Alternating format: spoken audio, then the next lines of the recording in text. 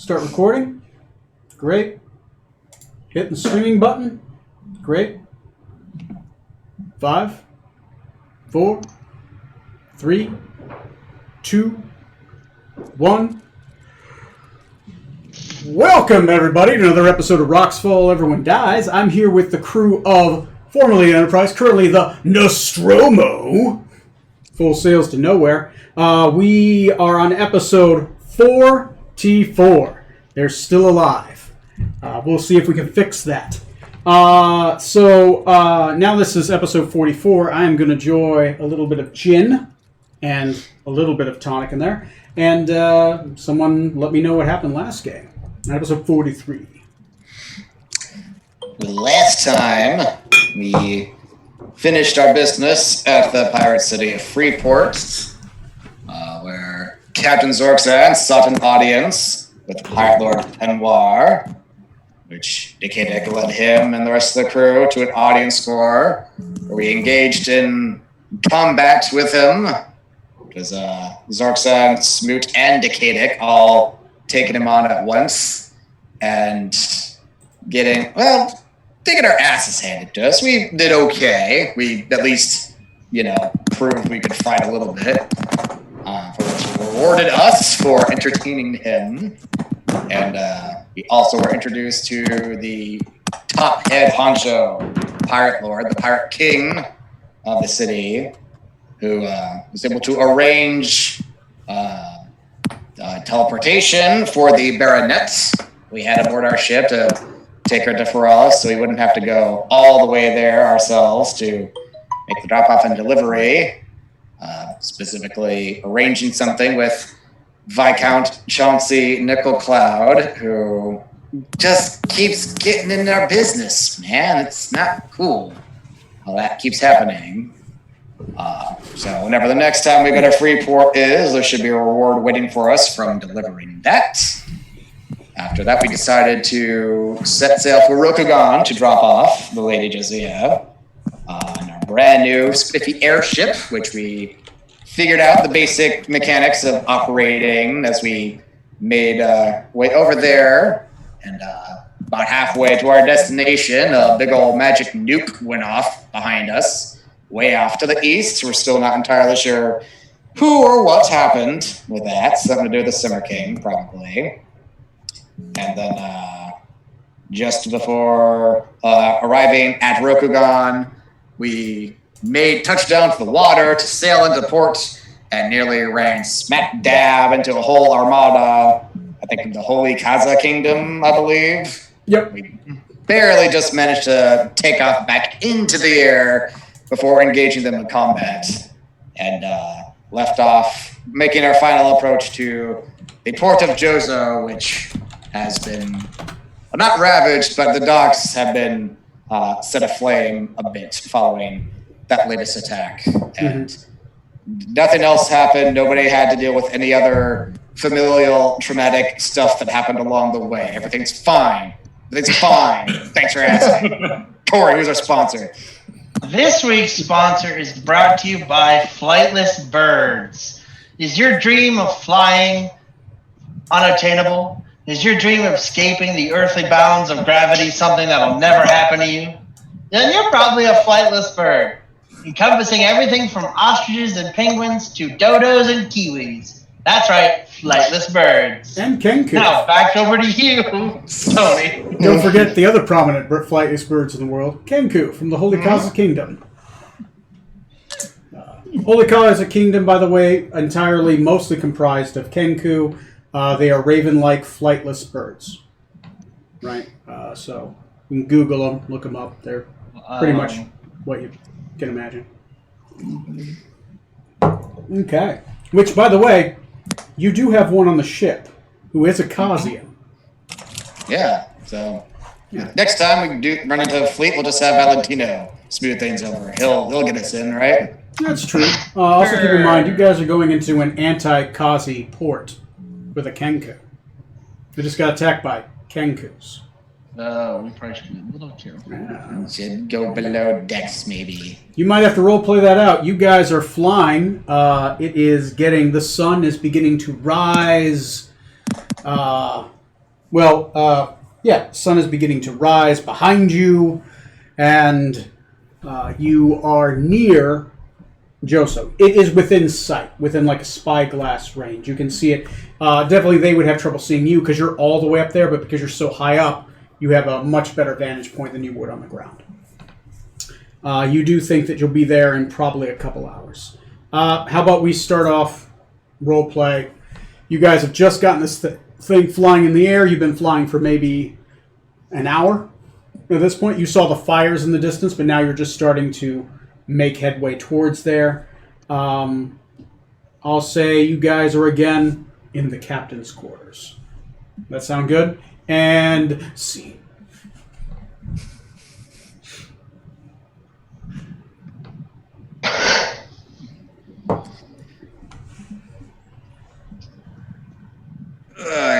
Can we please sail on the water for a time? I'm getting tired of charging the engine every single day. Yes, we'll be making it here into town shortly, and before then we're going to want to get back down in the water, on the chance that they haven't noticed that we're a flying ship already. I think that ship has sailed. Possible they may not have noticed us after the Kaza ships chased us away in the first place, but either way, it'll be good. We can only This is where we need to drop off the Lady Jazia, correct? That is correct, Captain. Be good to have her off the boat. I agree. Tony, would Decadic know, as far as like international relations between Rokugan and the Majocracy, like if they see like a Majocracy flying ship, like the friendly, neutral, hostile? Friendly. The Majocracy is generally the Majocracy gets along with everyone. The only one that the Majocracy has negative relations with is obviously the Brillians, the Gazetarians, and obviously the Majocracy of Thay, who they are still at war with. Okay. They're also the only ones with flying ships, so, you know. So yes, if they see us approaching as a flying ship, they probably won't assume necessarily that we're hostile towards them. True. Are you guys flying a Majocracy flag? You You can. can definitely get one up. I have one. Okay. And I believe you guys did forge papers. For which countries did you guys have papers forged? I believe that was in the... it should be in that... I think you guys had an Excel sheet where you're tracking all that stuff. I specifically wrote down the flags, because that's what I was buying at the time. Because you guys had gotten some stuff from Freeport for forged papers, but... Did you do that, Corey? I vaguely remember something the last week of... Oh, I wanted to, but I think we already had stuff. Like Genku had done something already. He had done something for For the last ship. Yeah, for the last ship, and that was Nidodranian papers. This was a Nidodranian ship. I don't remember doing anything last week. Like, I know I wanted to, but I don't remember role-playing it. Don't you guys have a dungeon, a Google sheet where you guys were keeping all the loot? I'm trying to find it.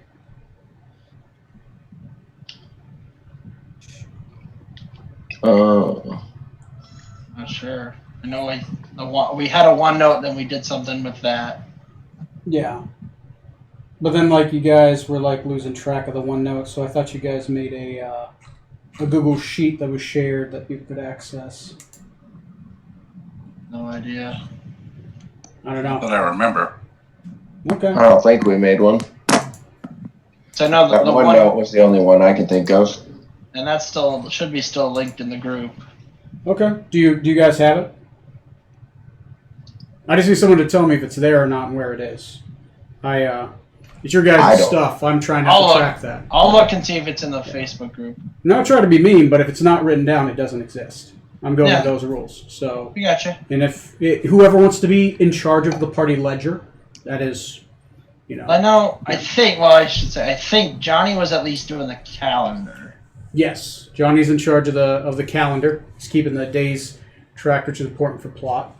So, Yeah. yeah. I know with other groups like I play them, we have a sheet, right? That way it's easy to manipulate in Excel and put it there, and you don't have to go to like a cumbersome program to. Yeah. I'm gonna look. I thought I put it in the files, but I don't see it in there. Yeah. That's I the know Trey had it at one point.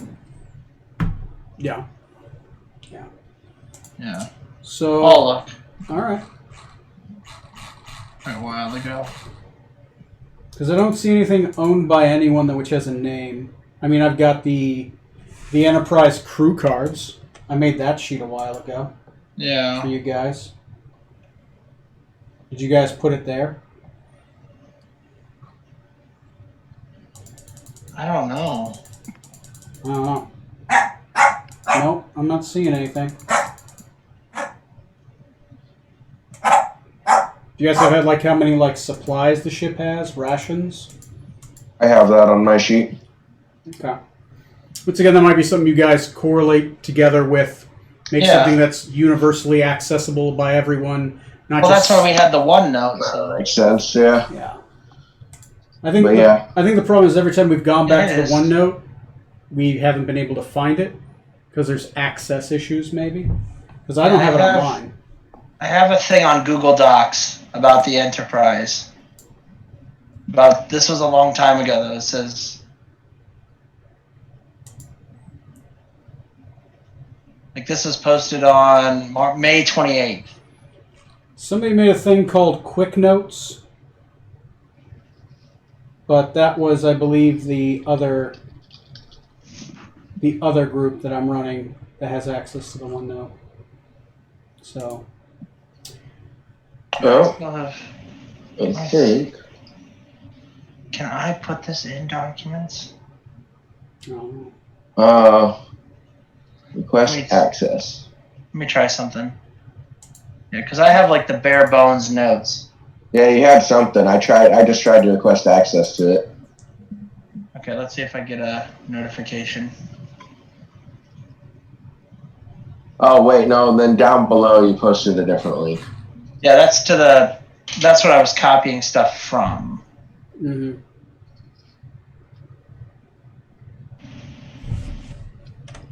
Yeah, that was the OneNote, and then it was, I think Trey was going to use that to do other stuff, Yeah. like the shares and all that, because that's how he was doing the shares last time. I think he's got it listed on here somewhere. But all right, that being the case, checked. So really, if we at least actually use this, then it'll go better. And I just lost this one again, or had lost it before, so if I get it bookmarked, that'll help. Let's see, player characters, yeah, it has everyone on there. Okay, now let's see if I can post this as a document in the files section. Yeah, because this is something that I don't have listed on my OneNote. Files. Yeah. Definitely like a Google Sheet or something. 100% out of everything I've ever tried. Always the quickest and easiest. It's an Excel sheet. It's easy to update. Yeah, it's just that this one, there's a lot of info that wouldn't really fit in a, like, character details and, like, lists of the crew members. Oh, no, that's fine. That can be a separate thing. But when you're like, you're accounting for barrels, this. Like, yeah, there's even a journal on here that goes all the way down to episode 36. Yeah. So, all right. Anywhere in those supplies, do you guys got forged papers for Magocracy? I don't think we ever got around to role-playing that because we had the Pirate Lord fight instead. Okay. Because that's what I wanted to do, but I know we... Okay. All right, then. You guys don't have it right now. You might have to go back and That's fine. get that, and there we go. So, hopefully, guys, next time, have that accessible. That way we can just kind of roll through it. Back to Dungeons & Dragons. Accounting 101. We are done with that for now. Okay, so you guys are a couple hours out. flying in a ship towards Joso. Let me know if you're just going to arrive or if you are going to do anything in preparation. Well, we should send Valentino down below and keep him down there. They're probably extra not in the mood for visitors from the Kaza Kingdom. I agree. I'll have to talk with him. But I think we should just go right into the port, not do anything too crazy, because they're probably already on edge anyway. Which flag should we fly?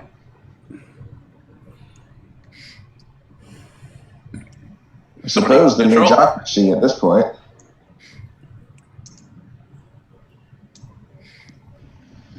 Make the most You sense. believe they've already seen us as a flying ship? We might as well have the Majocracy on. Any other one would be bad.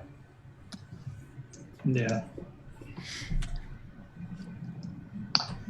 Okay. Yeah. Seriously, Cat. We have a cat on board now. Let's make him in a menagerie up in here. I have a cat that's dumb as a post. Nerd. Don't talk about me, Cobb, that way, Smoot. He's not a cat. Tony, I want to get my Lord's Ensemble, and using this guise function, I want to probably talk to Uther as well, Okay. and make myself basically look like an officer, someone who should have this ship, potentially. Okay, so you talk to Uther Drydale. Okay. Yes. He used to serve in the military, so he should have a very good description to work with. Sure. Let's just make this one a roll. Go ahead and just roll me a diplomacy. This isn't a roll to fail. Just see how well you're able to coax what you need from him. Do I persuade? Oh, sorry, persuasion. Yeah, sorry, wrong Okay. edition. There we go. Persuade. Let me change that.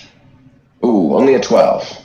That's fine. You do a pretty decent job. You get an idea of what a captain should look like.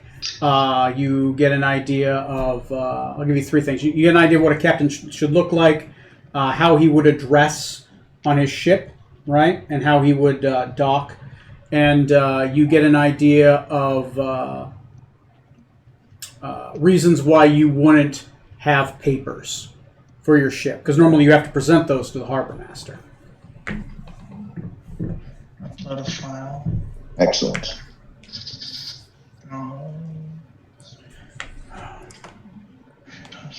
Probably also bring Jizia onto the deck, Okay? just so they can see a dragonborn. Or a dragon. I suppose. Dragon, yeah. That's fine. Ask her if this is where she wants to be visible or what she's looking for. Okay. Okay. Oh, yeah. Is Grimblast from Rokugan? He's a Dragonborn. Yep. He's Wolf Clan, which don't have negative relations with the Phoenix Clan, so that's okay. Okay. Yeah, you can definitely get Grimblast. He's willing to go. I mean, he wants to go like it's his home country. He's down for hanging out there. Give you that one. Matt, Jazia, as you come to her, she will look relieved that we're here. She'll be like, what was the commotion? The ship began to lift, and I heard warband sounds of Kenku. It appears that there was a fleet of ships that had just attacked Joso, but they were just leaving Joso as we came up. But it appears that we're out of danger at the moment. Oh, well. Good. Horrible flightless birds. They will, I'm sure they're just a war band. You have plenty of those out here south. I grew up in northern lands in the Scorpion clan, so not used to being on contested lines, but I've heard the tales my former consort was from contested lands. So we have to present ourselves on deck. It is very good. I'll bring my children with me, and you will present me to your lord for introductions. Yes, that'll be one of the first things we do when we dock. Excellent.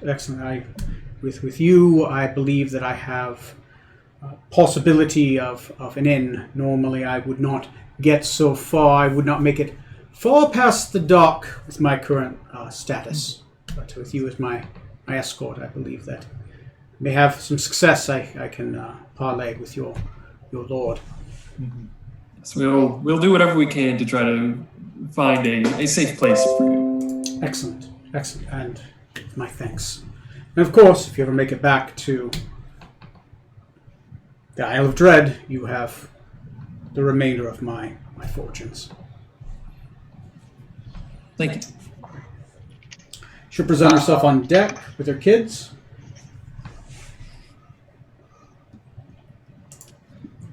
I have posted the document to the Nostromo group.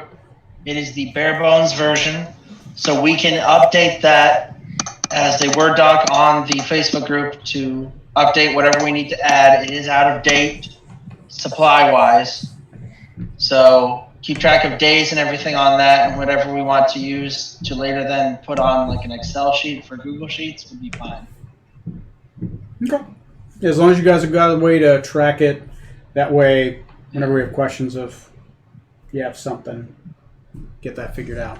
How many armoires you have? Yeah. It should be there in the files part of the group. Okay. Good. Okay. So, does anyone else have anything to prepare? How do you plan on sailing in, Tom? Right now you're about an hour away. At this point, the dock is within sight. It just takes a while to slow your descent and kind of just glide in. You're currently still flying. Right. You said that there would have given me a good idea on how they would normally dock. It's a Majocracy ship, so I'm going to take his advice on that.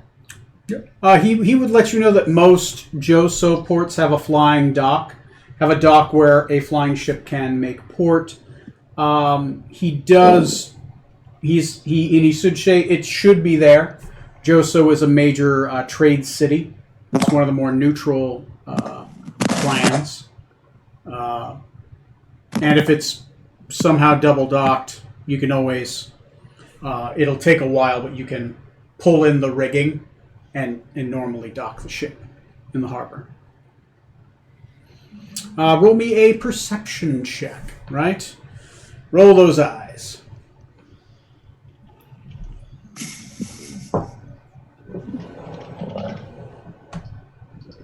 Perception is 15. 15. Yeah, the flying dock is burned down at this point. It was on the right half.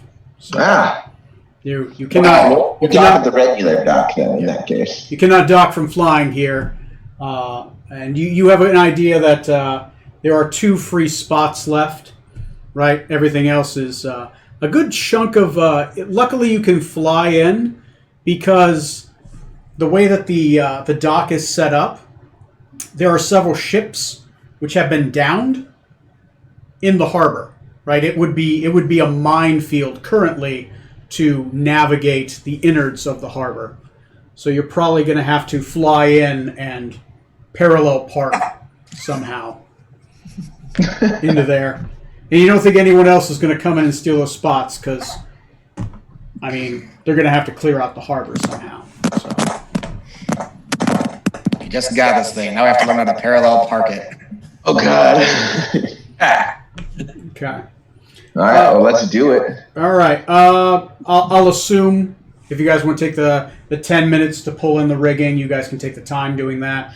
I won't make checks. I'll only make checks if you try to speed up the clock, right? No, we're not in a huge rush. We'll do it proper and slow. Okay. But I will require a piloting check. I will give you advantage since Ether is there. Okay.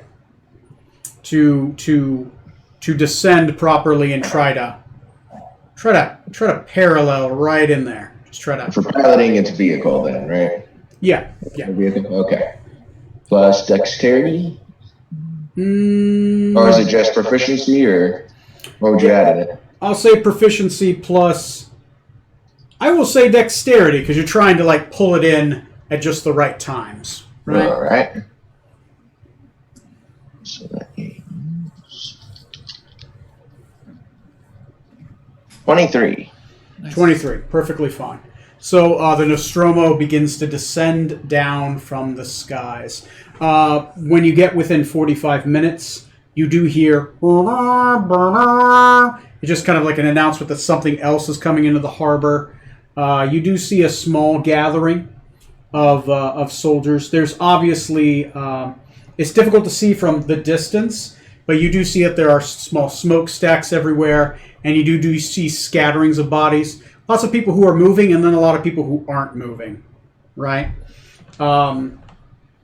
As you begin to descend down, you get a closer look. There are mounds of Kazians, mounds of Kenkus. There appears to have been several choke points set up, right, where there's just been... It looks like they tried to rush the harbor and were unsuccessful and paid in mountains of dead. You right now, as you're kind of like coming in, you see that there are you would assume from the way that the bulk of the bodies, there are dragonborn going around, lizard folk, some other races, and they're kind of just grabbing the bodies, hauling them off to the side, putting them in giant mounds, and then setting the mounds on fire. And stripping them, obviously, if they had anything worth. As you begin to descend down into Joso, let me pull up Joso. Give me a second. Smells like the exhaust from a KFC. That's right. Jesus. Let's see. Is there a city that smells like Popeyes? Because I want to go there.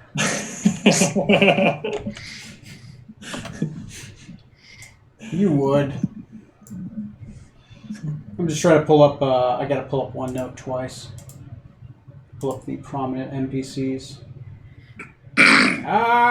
Going so slow. Come on, OneNote.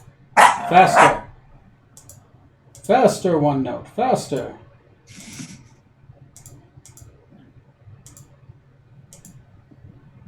There we go.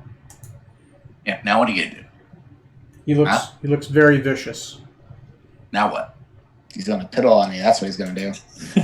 Okay, so the city of Joso. It's legit. Obviously, Matt, you know this stuff. City of Josu was founded on the major site of battle between Rokugan and the Holy Cult Kingdom. It says that many buildings are built on the city, use the bones of the fallen dragons and Kenku as its mortar. The city is known for its ghost sightings, being popular by a healthy mix of non-noble races for Rokuganian standards, and is known for its wines, specifically the Phoenix wines, some of the most popular spicy wines in the world. The ruler, as your character Matt had mentioned, is Lord Hakai the Maimed. He's known to be wise and benevolent, but lives in a place well, you guys wouldn't know that. And I don't think Matt's mentioned that. Matt, you probably have mentioned that the dragon lineage that rules this land of the Phoenix clan consists of fairy dragons. Dragons born of Tiamat's dreams. And is known for harbor mixed blooded dragons. What else would be known? No, you guys wouldn't know that. It has a single harbor, which has sustained much damage currently from the Holy Cause Kingdom. Currently, only 6 dock spaces are open up to 12, and the one the one dock for a flying vehicle that was built for specifically Magocracy, who like to trade with, obviously, probably the most powerful country on Gullah. All right. It is a medium-sized city.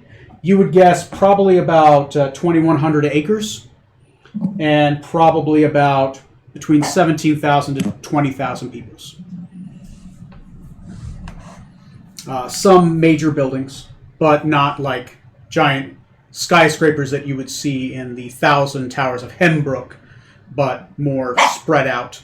Obviously, this is probably outside of this this small city, harbor city. There's probably just a lot of farmland, right? It's agrarian.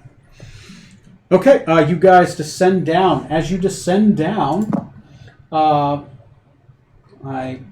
document finally finished loading up. As we're making our final approach to Kadic, we'll ritual cast comprehend languages, so he's got that going once we touch down. Okay. The majority of the languages I'm going to speak here is Rokuganian. Just to let you guys know. I'll let you know when it's not Rokuganian. Okay. As you are descending down, and you do park very well, you pull out your the plank. Down, it locks down. Several lizard folk kind of get in, and they kind of just are throwing you guys ropes to help secure you to the to help secure your ship to the side of the harbor.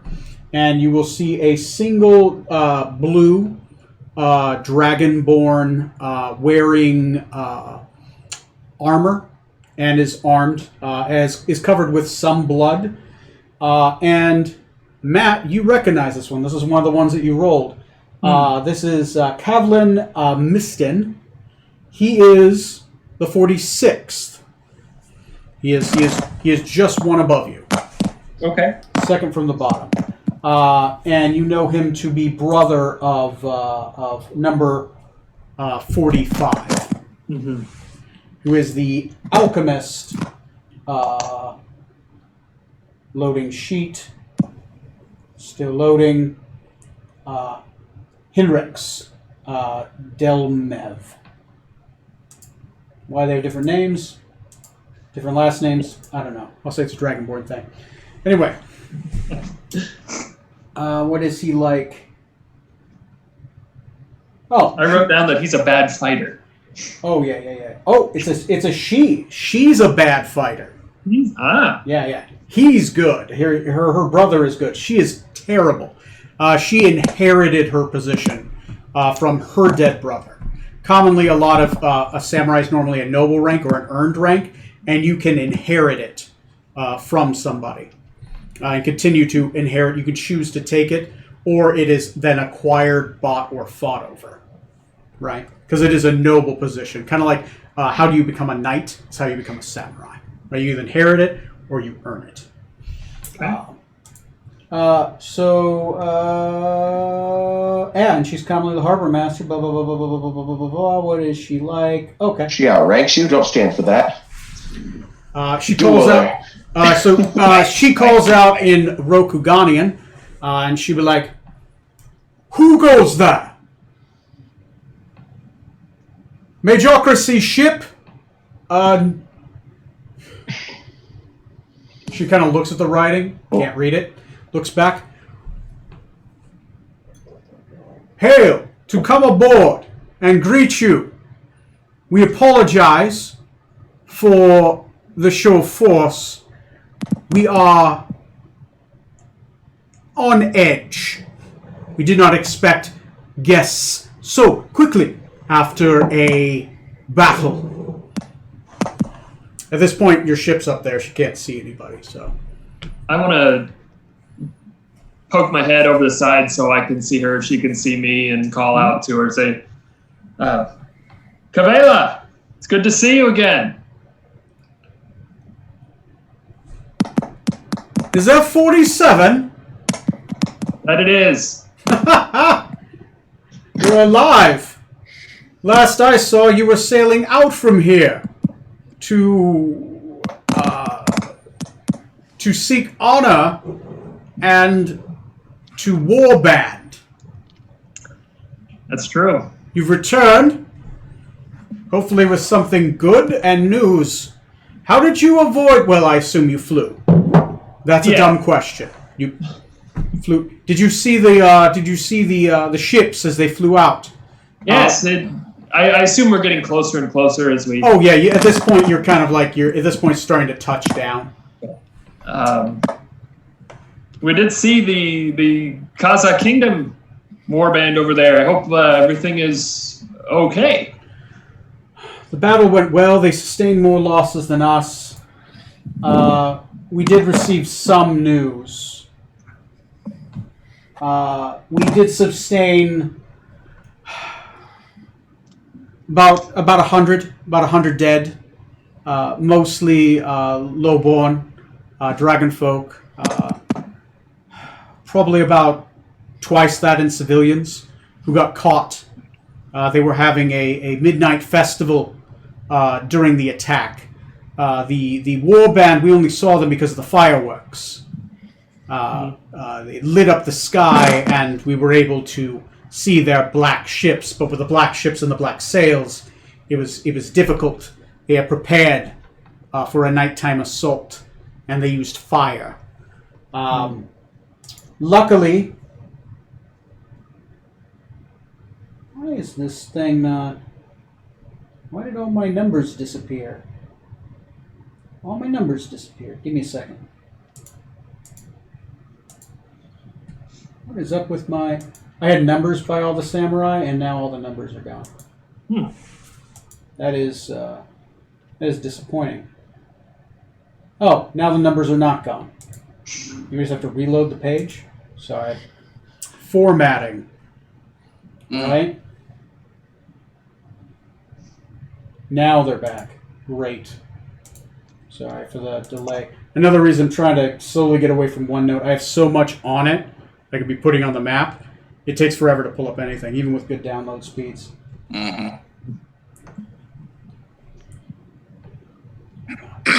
Number 41, I'm afraid, was slain. They're trying to resurrect him right now. We are experiencing... Well, who's on the ship with you? I have some individuals that I ran across and have been sailing with for the better part of the time that I've been gone. I also have an individual that I'd like to present to our Lord to see if we can find some a safe place for him. Oh, all right. We might be able to. I'll look over at the captain and I'll say, Captain, is there someone we can spare to see if we can assist with Dresdick's... Is that really his name? Yes. Dresdick. X. Yep, Dresdrix. Mezzalfolka. Yes. See if there's anyone that can possibly help with his resurrection. With the resurrection, Strom, I'm afraid our group only can help as long as they just died within the minute. We don't have any stronger resurrections than that yet. Fair enough, Captain.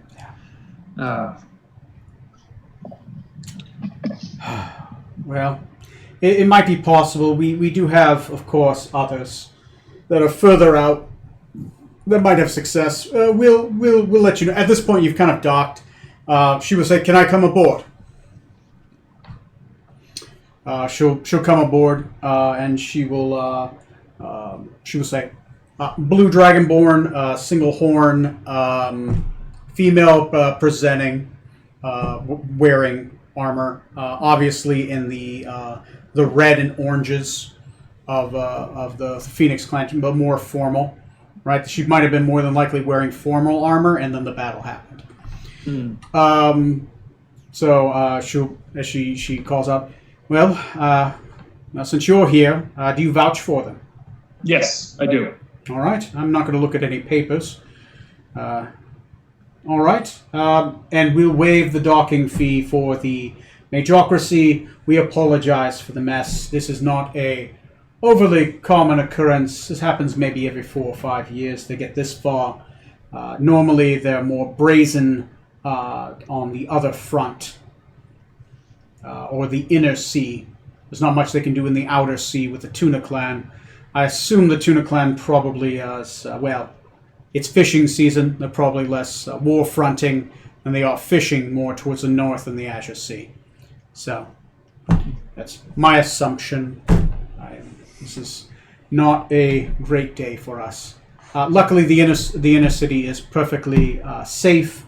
How long do you? How are you staying for good? Are you coming back to the war front, or? No, we're just passing through, and then we'll be on our way soon. Of course. Yes, Lord Hakayo is here. He is, of course, in Temple. But I'm sure you'll be able to secure a word. There's some chaos right now. You might want to relax in the city with your people until I could talk to my brother or someone, and I could see if we could send word up. I'm sure that.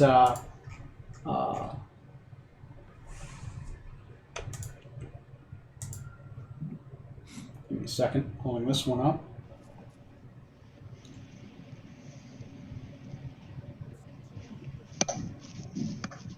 I'm sure number one, Fierskran, would like to debrief with you on whatever you have that you want to present to the Lord to make sure it is worthy of the Lord's attention.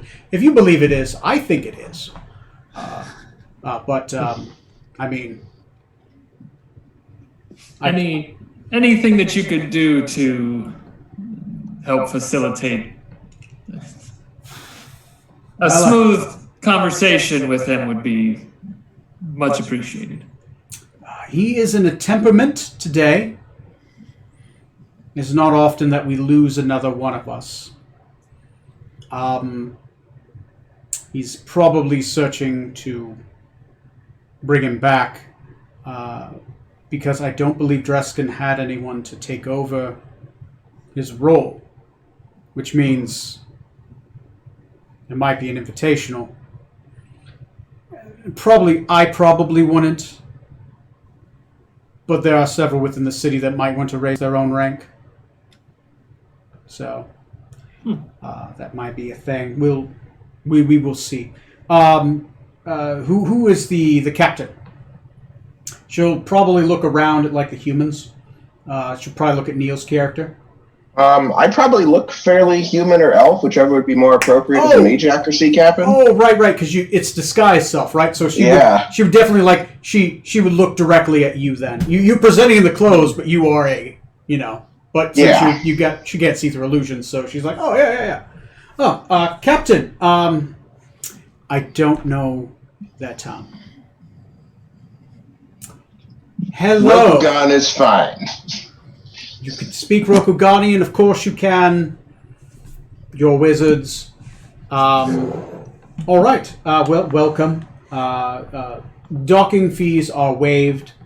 As harbor master, I'm willing to do that much. You might have to fly back out of here if you're going to leave anytime within the next week. It's going to take us quite a while to haul those burning wreckages out that we were able to sink as they were retreating.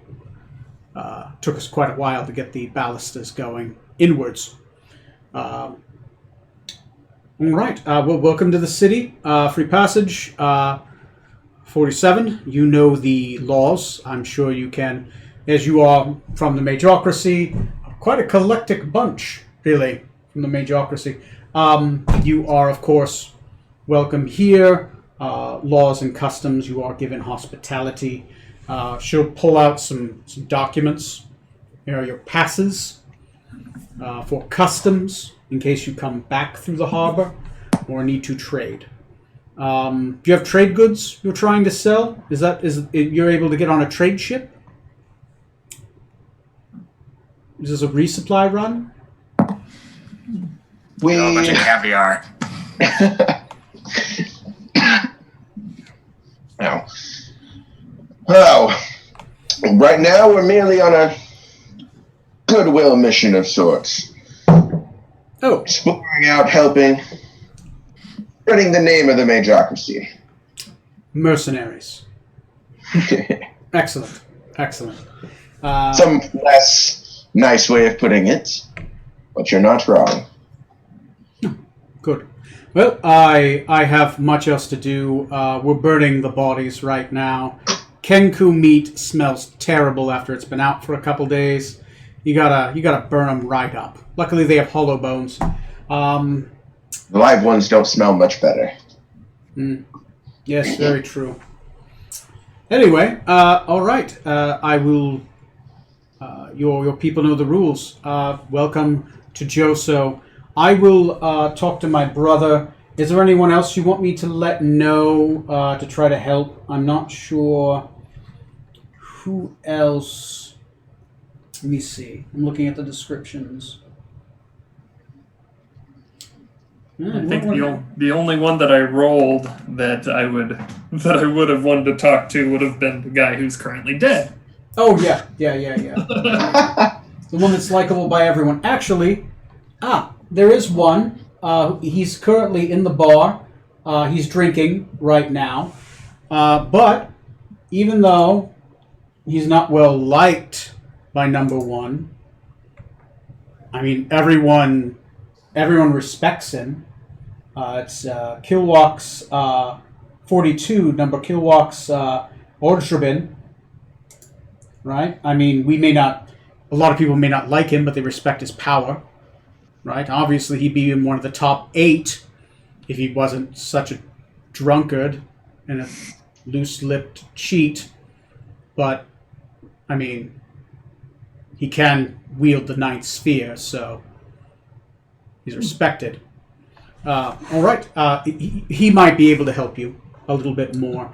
The Lord Hakayu likes him. He thinks he's funny. And he's a very good playing instruments. You might smooth things over. And he is of a higher stature than we are.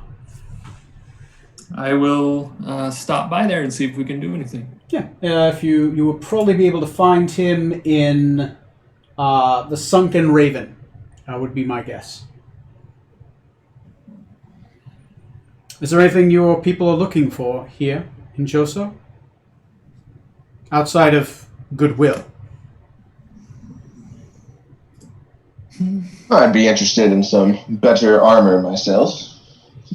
Armor smith. You might be able to find some armor. Joso is known for one of the better weaponsmiths in the realm. Not an armor smith, though Najeo of Two Eyes. I believe that he does forge mithril armors, in case you're interested. But he's more of a weaponsmith. If not, the other two places you can look for a for a armor would be Kyoto's Oracles, Kyoto the Farseer does possess several magical arms and armors, or an assortment of items.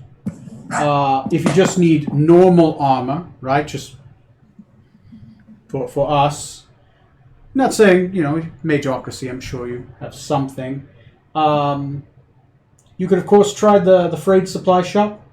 Adam the Wheelbreaker, he may have something, but he's more of a general store. But he does buy and sell other things. If any of you were Kenku sized, we have tons of armor for people within a 2-foot stature. Of course, it's got holes in it, probably. Might have a little bit of a smell. Might want to repaint it. It is warband colors. That would not fly here. So, neither do Kenku. Anyway, so yeah, no. And if you're mercenaries, it's 100 copper pieces of Kenku head. So there you go. In case you ever kill any Kenku, the question's asked. 100 copper a head. We'll keep that in mind. All right. Well, welcome to Joso. Let me know if there's anything else you're looking for. Thank you. Okay. Board's yours, guys. I would like to make my way to the Sunken Raven. Okay. Making your way to the Sunken Raven. Okay. Is anyone else coming with? Are we splitting the party, or? I'm going to go with him unless he's trying to go alone. Nope. I got nowhere in particular to go in town, so let's see the sights. This is your town. Is Genzia coming with you? Or are you keeping her on the ship? She can come with me. Okay. She's gonna take her kids with you. Just to let you know. Just does not want to have them leave her side. Mm-hmm. So she even ties little ropes to their hands. So she's got a little chain of children. Before we disembark the ship, I'll ask Legacia, regarding the hearthstone you are preparing for us, is that complete now that we've arrived at our destination? It was complete a few days ago. At this point, you just merely need to cook it in your hearth for the appropriate amount of time. I have left instructions with the hearthstone, and she pulls it out. Now that we have arrived, not that I wasn't believing we were not going to arrive, she hands it to you.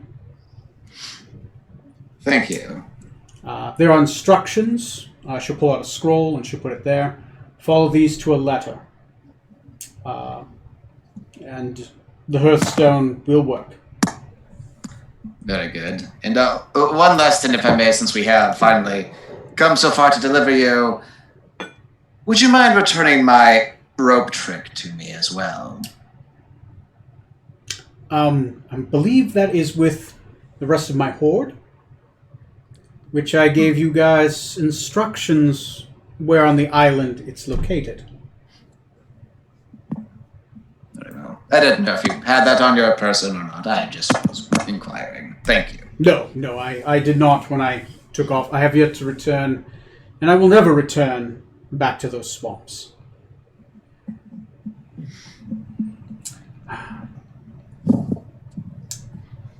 Okay, she calls out to her kids, and she ties little silk ropes to their hands. She gives them fervent instructions to not leave her sight. They do tug on the ropes a lot. It's like a brother were, though. Mm-hmm. Okay, all right, so you guys make it to, want to fast forward? Scarlett, are you joining us? Sure, I'll come along to a tavern any day. Oh, here comes Corey. There we go. Okay. Wait, I thought he was here. You were just talking. So the population of the city, just to let you guys know as you're walking through, give you an idea of the mix. Think of Japanese architecture, right? Chinese architecture, kind of a mix of the two. What does that look South like, Asian. huh? Yeah, I'll let you run up with your imaginations. Most buildings are not built tall. They're built more wide, right? There are some buildings that are built tall, but there's really only one. It is the central castle of Lord Hakayu. There aren't a lot of traditional walls, right? There's just more barriers. There are occasionally outer walls, but they're only about chest level. The population, as you're walking through, you get an idea of the mix. It's about 60% Dragonborn, 10% lizard folk, about 5% Bullywog, which are frog people. They're all over the harbor at this point. They're diving in and out of the water. They're grabbing ropes. The lizard folk do the heavy lifting, and the Bullywogs are just kind of like little frog people. They just kind of go around. They just kind of do all the muck work. Matt, you would know them as the lowest caste of the accepted Rokuganian races. But they're the lowest caste. They normally do like the cleanup, the janitorial, the sewer work, right? That kind of stuff. There is about 5% elf. You see elves here. about 5% half-orc, 2% halfling, 3% dwarf, 4% other. That includes like Azamar, Tiefling, the occasional Burnian, and then, well, you've yet to see it, but 1% dragon. We brought that 1%. Yes, we are the 1%. Finally. You would estimate in this city there's maybe true dragons. There's probably about 100, right? That's about 1%, which is Dang. it's Rokugan. That's the noble cast. They're inhuman guys most of the time. So. Anyway, so that's what you get there. It does feel fairly like a wealthy city. This obviously a lot of trade comes in here, right? A lot of in and out. Not built for fishing, but it's built for trade. So as you guys go in, you guys eventually make it to the Sunken Raven, which is a sunken Kenku vessel with a furious sun blasting down on it, right? Oh, thanks. It's on the main street, near the town gate, near the harbor. The street outside, there's a full market stalls. Not much market is going on right now. People are more hesitant to open up the market.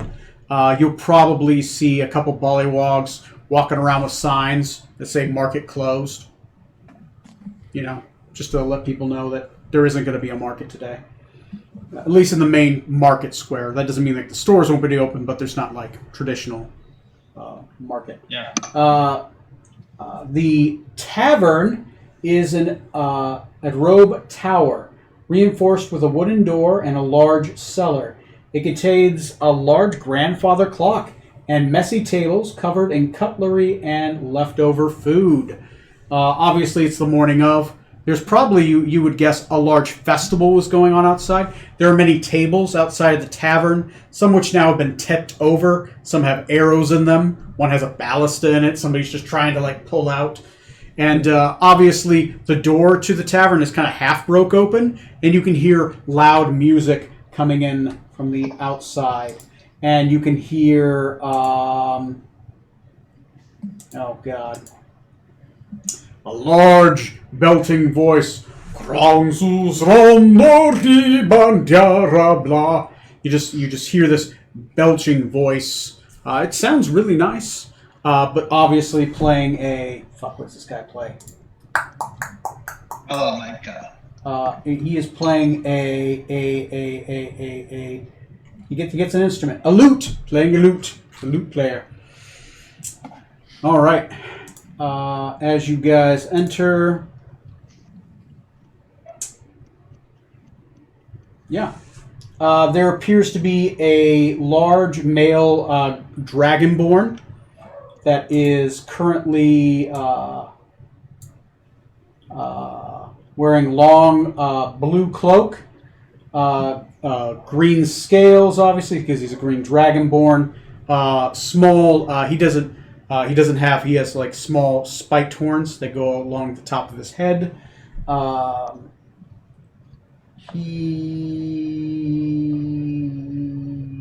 else does he have on him? Give me a second. Reading. Okay, that's what he's like. Got it. He says, he'll call out and he'll kind of scan the mixed crowd and he'll call out in Rokuganian. Could I help you? Do I know him, or do I just know of him? Do you know Trey Dayton? Is he on your sheet? As known? No. Okay. You don't know him very well. Definitely Dragonborn. Maybe not Highborn, but Dragonborn. Probably owns a business. Okay. He says, "Can I help you?" Yes, I'm looking for someone. I'm told he was here. All right. And who would that be? I'm looking for Kilwanax? Kilwanax. He's upstairs. He's singing his drink off. And he's being entertained. Okay. How long has that been going on? About an hour, I would suppose. Do Easy. you expect him soon? I could send word up. He hasn't taken all of the Gensai. I would appreciate it if you would call on him. It's not incredibly important that he speeds up what he's doing, but we would like to speak with him. I assume he's just singing right now. He likes to linger on with his song for quite a while. It's good for business. And your friends? These are your people. You are dressed as one of the 47. Yes, my name is Strom Skybreaker. Yeah, I am the 47th. The one human. Yes. Yeah. Yes, I've heard. It's good. It's very good. Lord Hakayu is very open-minded. We are an open-minded city. It is good to see you attain the rank. I'm more open-minded. Some of the older folk, perhaps not. And your friends, they are a majorcracy, I see. We have not had a flying ship in for quite a while. I have food. I have drink. If they are interested, do they speak the tongue? Some of us do, yes. All right. One moment. I've got a thing for this. Grabs a little necklace. He puts it on. Hello. He starts. It's tongues. Equivalent of tongues. Welcome to the Sunken Raven. Today it has much more meaning to its name. I am Prédétant. We did cook breakfast today. I don't have it prepared, honestly. I've been cooking throughout the night anyways. It was going to be an all-nighter with the festival. Festival did not go as planned. But it was a lively battle. If they had gone any closer, I would have spewed my acid upon them and burned them to a crisp. And then we would be feasting on kenku meat. Anyway, we do have a pleasant burger and roasted apples. Not kenku, of course. More pork variety. We have beef root ramen with some garden greens and a glass of whiskey. Fire whiskey. Phoenix fire whiskey. Famous throughout the lands. And of course we have a drake pie with cake. I had 2 drakes die last week. We've been carving them up. It's quite good. They were good drakes. And the better pies. Currently, there are occasionally people that look like they're kind of making their way here, but most people are kind of like busy cleaning up stuff. There seems to be more people focused towards getting everything back in order, probably cleaning up their homes, making sure no arrows went flying and they're missing any relatives, that kind of thing. But right now, it's just you guys in the tavern. He will send up a geisha to speed along a friend. Eventually, it will come back with word. He'll be like, he'll be down in a few minutes. He asks that you buy him whiskey. Yes. And I was going to say that in addition to some food for myself, I'm also going to get him something to drink when he comes down. Okay, all right. So do you guys buy anything to drink and eat anything to eat? He'll send you up in a night. He'll set you up with the nicest table he has. One without arrows in it. Excellent. That is nice. What if we wanted arrows? God damn it. He's got a couple outside. There's still a guy working on that ballista. There's like 15. At this point, there's like 15 bullywogs just jumping on the end of it, like. Rah, rah, rah. Man, if you want the authentic Joso experience, I feel like a table with arrows is the way to go. None None of this tourist crap. There's a bullywog that comes out with your drinks and your food. What do you guys? You guys ordering anything? Yes. Or those specials he mentioned. I'm gonna go with the Drake pie. Drake pie. That's going to be 4 copper pieces. And it comes with a piece of cake. It is vanilla And the cake. singer Drake. Yeah. Canadian. So you want the? Did you want the beef ramen or the pleasant burger? The Pleasant Burger. Pleasant burger. Pleasant burger. It is. It's pork burger. Yeah. All right, and that will be. That's also 4 copper pieces. Anything else? Want anything? Any? I'll take the Go God ahead, card. Johnny. No, go ahead, Johnny. All right, fine. I'll take the bowl of ramen. Bowl of ramen. That is 5 copper pieces, and it comes with a glass of whiskey. Does he have good wine here? They have Phoenix wine. Yeah, they have tons of varieties. They have Phoenix wine. I would say 1 through 14 are in the season. Different varieties, different tastes. There's even a wine tasting menu. They have several flights. This is a winery country. One of the things its main export is wine. Like if you want wine, you come here. They do whiskeys and stuff like that since they're already distilling, but you would guess a lot of the fields outside past this country, probably more than grapes, right? Grapes or some kind of wheat to distill. Probably not a lot of beer here, right? More wines and whiskeys. I too will have the ramen, and I will add another whiskey on top of that one. All right. The extra whiskey is going to be 2 more copper pieces. But since you're with a samurai, he's only going to charge you 1. So that's going to be 6 for 2 whiskeys and the ramen. I will have a bowl of whiskey and a glass of ramen. A bowl of whiskey.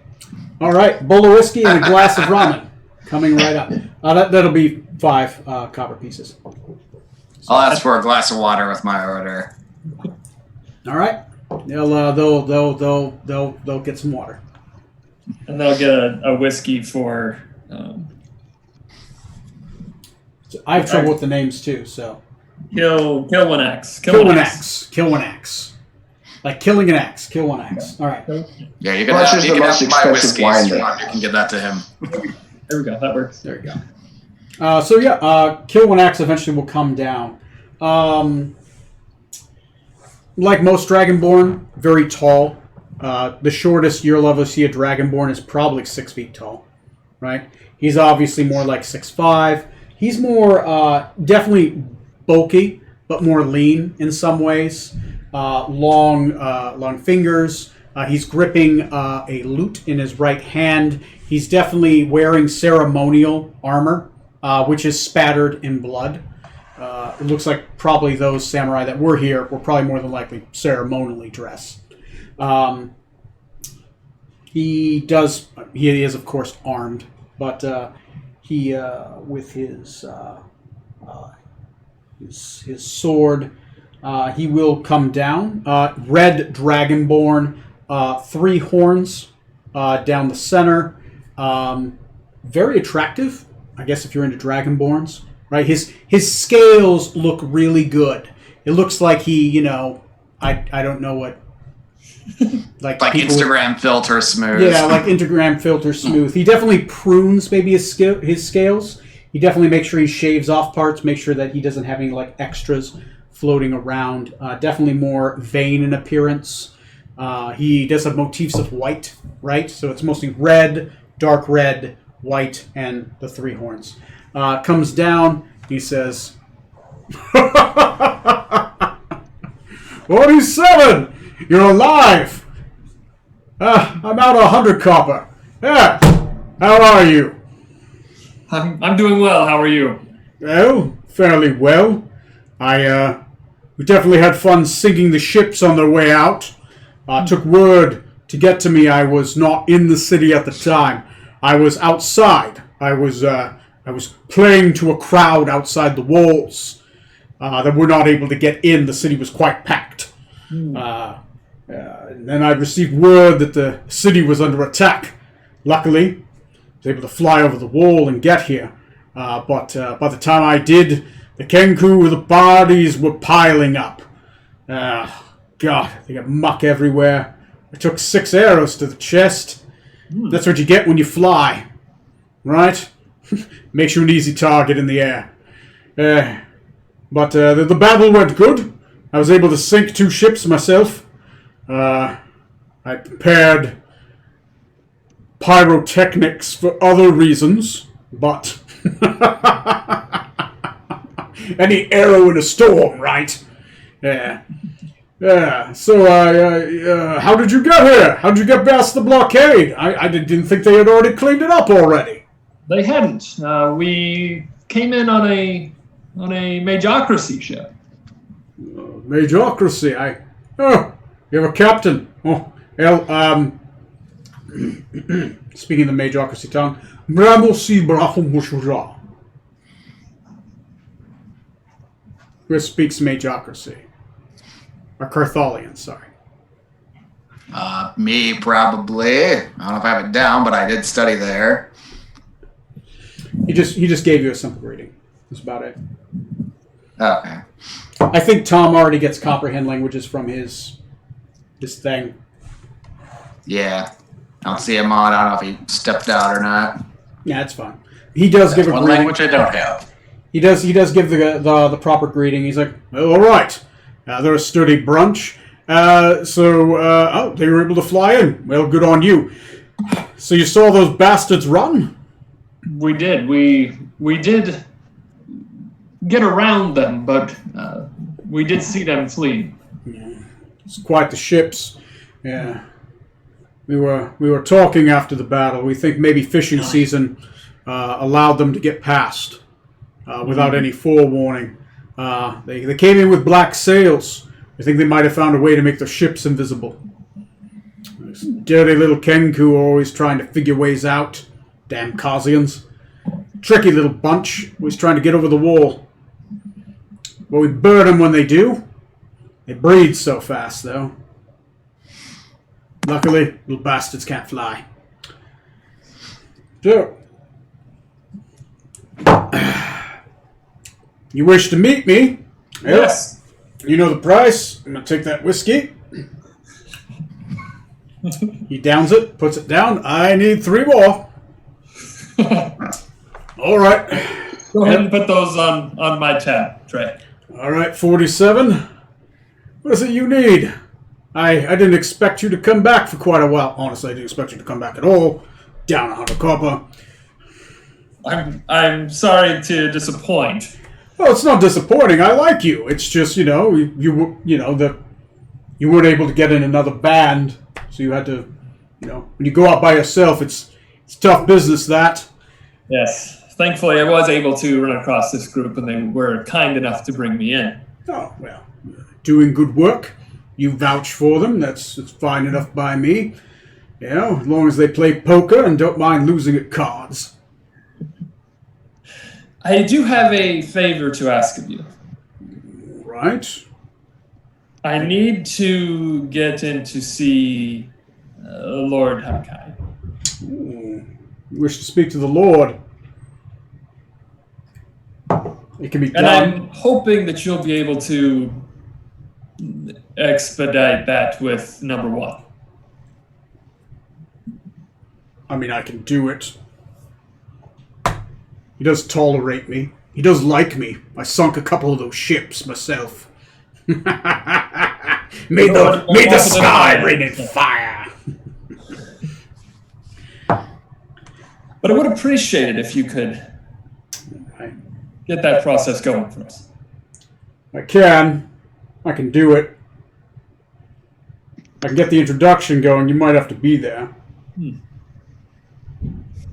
Can I ask what for? Is this...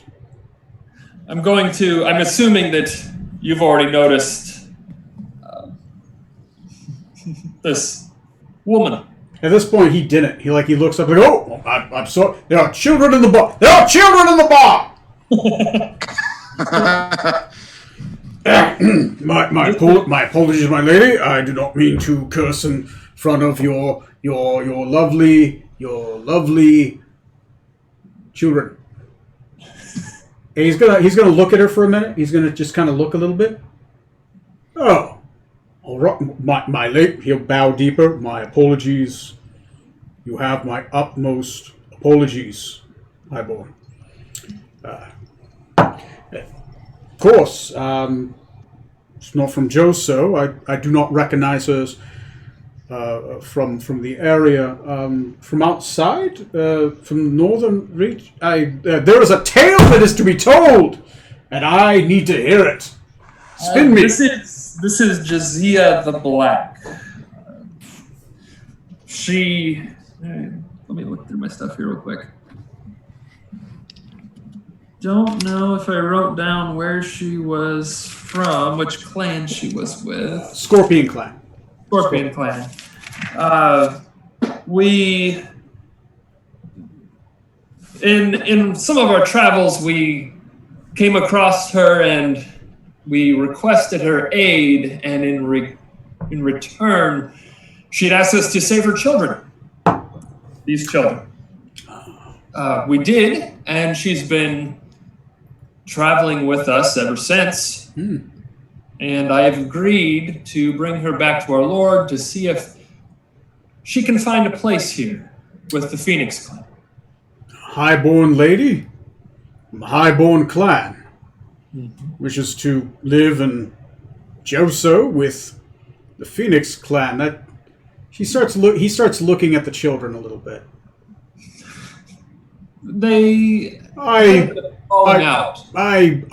I think, my lady, your children are beautiful, and they are respected here. I would not. All right, I'll give you introductions to Farson. The number one. I know where he is right now.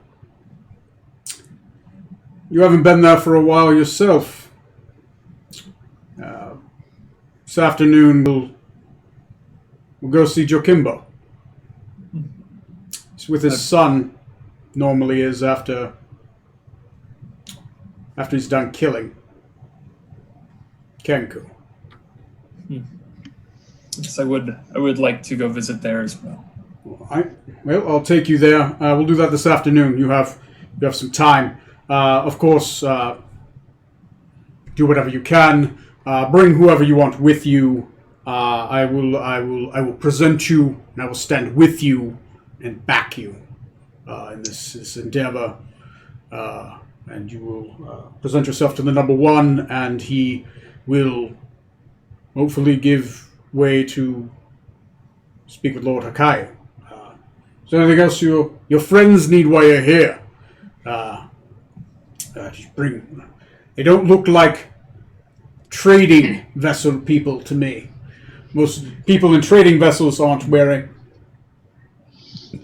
arms and armor.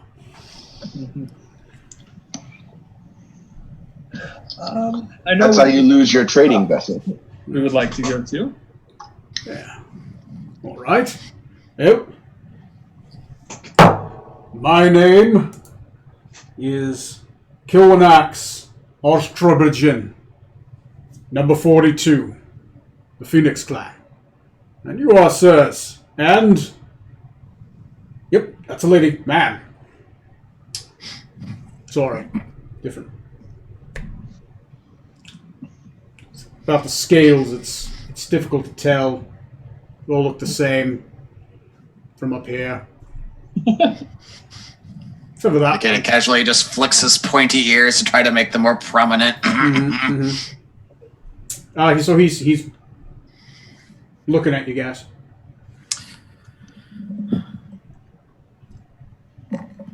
I am Decadic Thornbrook, the Arcanist aboard our ship. It's a pleasure to make your acquaintance. You're the first samurai we've encountered after meeting Strom here. Oh! Yeah, the first real one, anyways. Yeah, number 46. She almost shit her pants. Yeah, we'll bloody her one of these days. She did pretty good. She do her brother proud. He was hawking his fire bombs and his alchemist fire. Stabs that from his gut.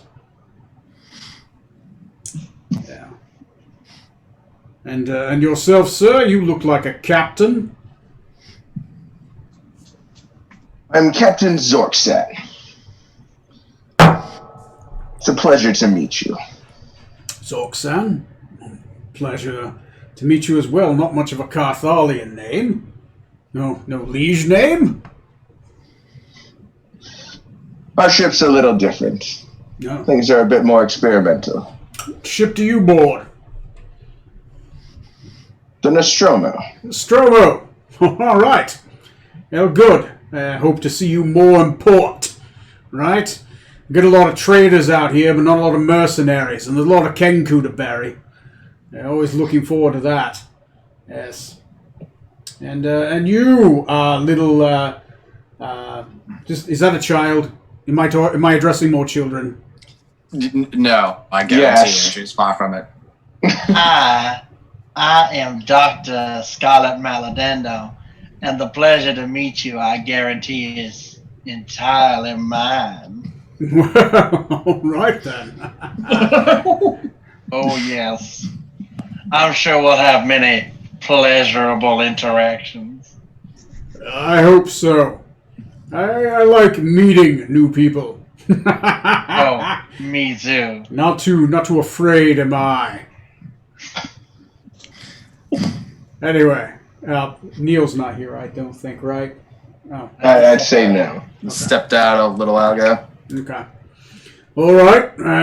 Is there anything else? Speaking of the devil, Hey, look, actually, here there's he is. Neil. Speaking of cancer, sorry. All right. Oh, good. Well, what's the Usarian? I know a Usarian when I see one. What are you doing, sir? Well met. Kilwanax, number 42, and you are, sir. Edwin Smoot Ah, of the Chappaquiddick Smoots. Chappaquiddick, I know it well. I've sailed it a few times myself. Going down to Usaria. Now the Usarians, they know how to drink. They like their Phoenix wine.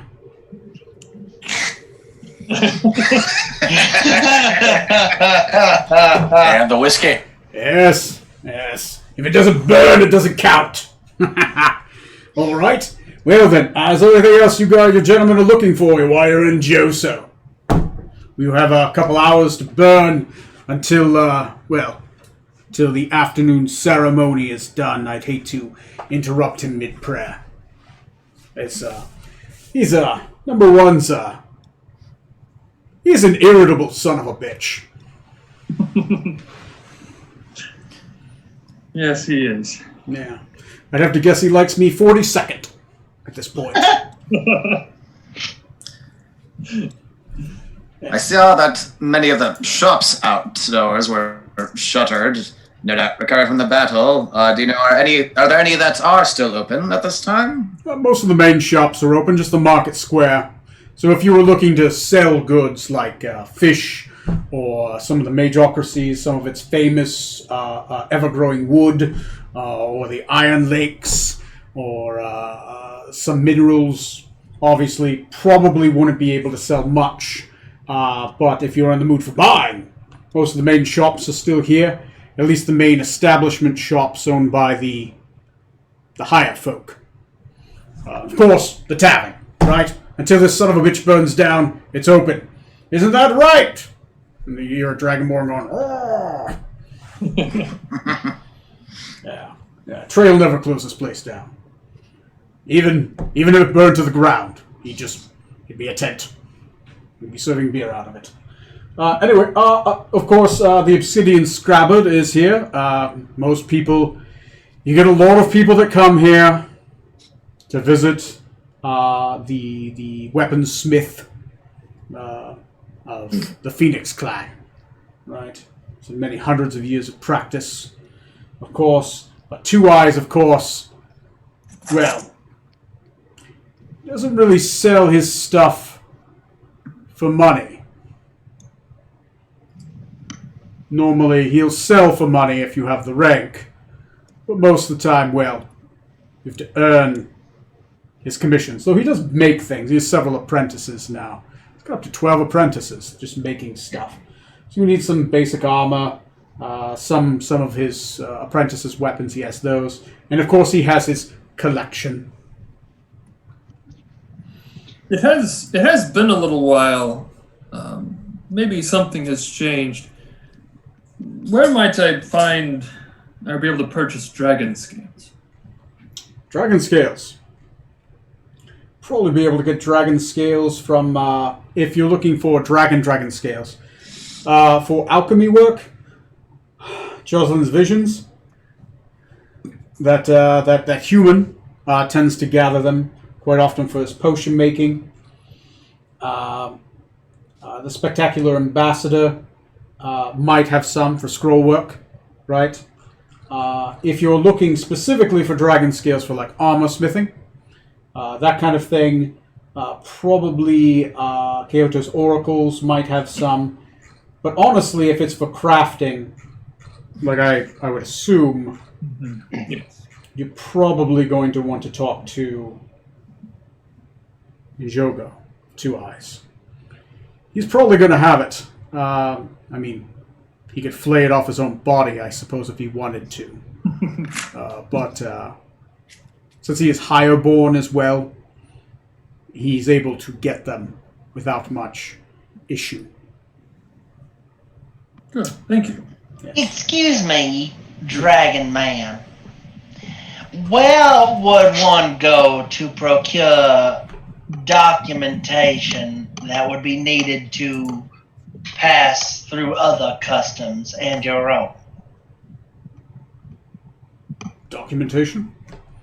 Yes. Probably talk to the harbor master. They handle the pen work. I sing the ballads, I don't write them. Oh, I bet you have a very talented tongue. No, I do. Good.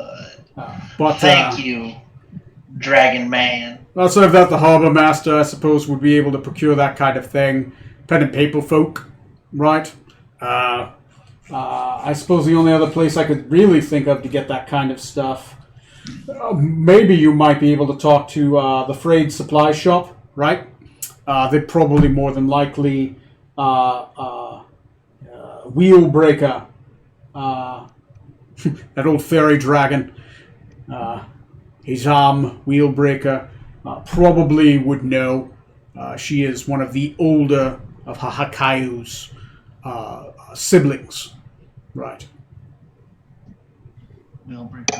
Gotcha. Thank you very much, you big dragon man. Good. He grabs another whiskey. He'll drink it. Break the glass. All right. So, anything else you guys are looking for? Supply shops. You guys looking for alchemists, scroll weavers? It's all here. Armor enchanting. Armor enchanting? Not many armor smiths here. But there are, of course, some armor crafters. You might be able to get some from the Obsidian Scabbard. As actual enchantment, that might be difficult here. There are some higher born that, of course, are privy to enchantment, but they may not do it for non-higher born, or non-samurai, if you understand, sir. You might be able to find some magical arms and armor, of course, at either the Obsidian Scabbard or Kyoto's Oracles. You might find some. I know Kyoto's Oracles, it's not specialized in armor enchantment unless you're trying to look for a necklace of fireballs. More of a wondrous items crafter themselves, and then a trader of magical goods.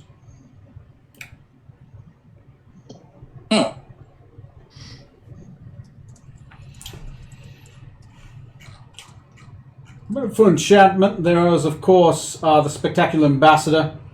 Plenty of scrolls, right, for those that are unable to cast themselves or need something of a stronger potence.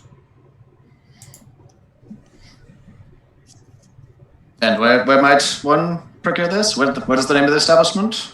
Establishment, that would be the Spectacular Ambassador. It's run by one of the few humans who owns a major shop in town. A Ysarian by the name of Thordrick Sutherland. Might inspect his wares later, thank you. All right, then. Rutherford, you've been quiet. Is there anything you'd like to look for while in town?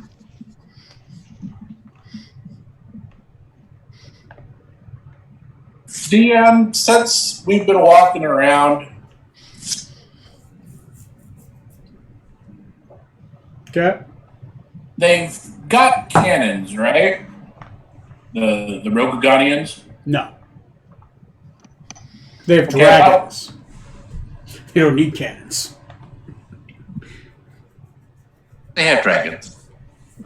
About what technology level are these people at? Traditional fantasy. High fantasy, right? High magic, high fantasy. Kind of thing. Yeah, so you're going to see ballistas. You might see like fireworks and rockets, right? But they don't use them for fighting. Most of the time, they use ballistas, and they kind of depend on brute strength, arms, armor, and of course dragons. But cannons are Brillian and Gazetterian. Anywhere else, it's unheard of.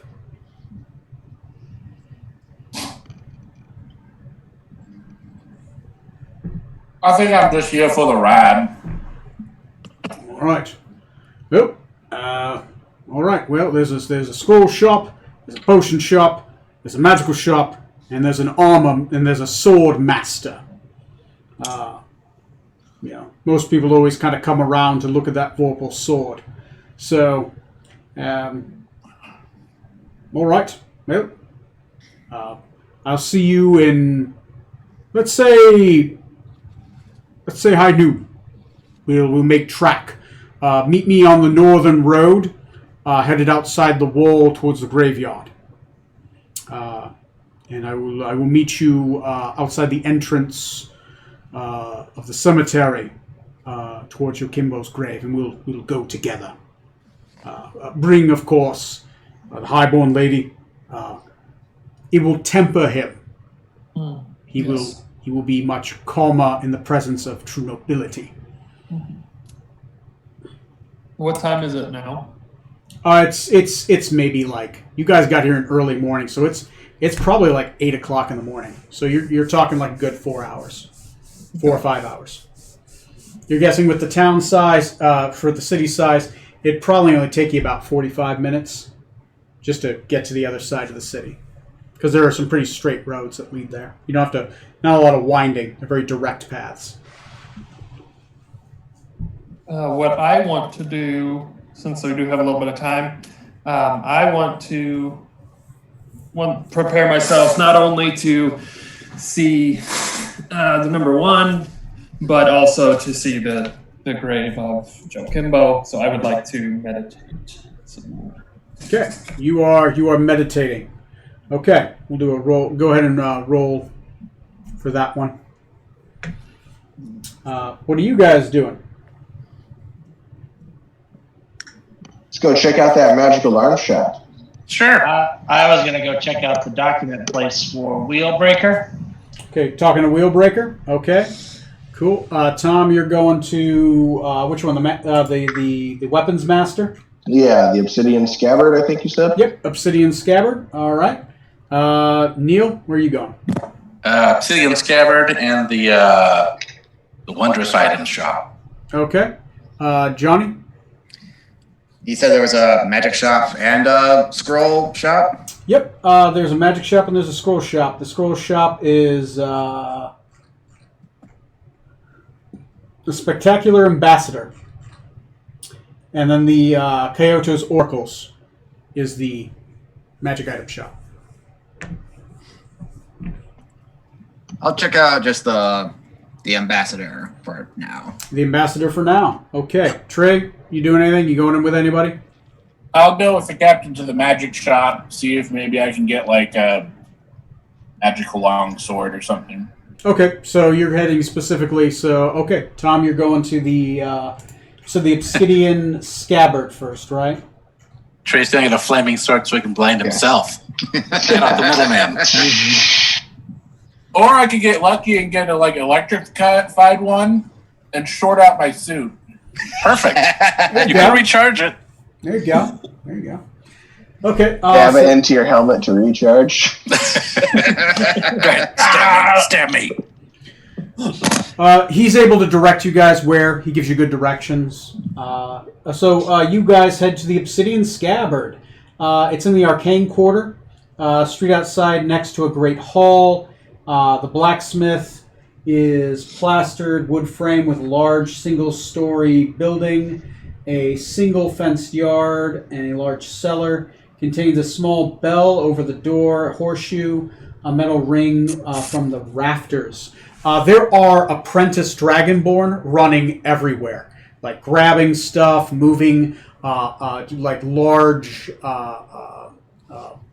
blocks of metal, very shiny. You recognize mithril when you see it. They're kind of moving it around. Some of them are taking. There seems to be a giant pile of like Kenku armor that they're just stacking up, and they appear to just be stripping right now for parts, like they're going to remelt it. So you guys are able to, as you're kind of walking up, you just kind of see just at least 12 of them everywhere, and you see a single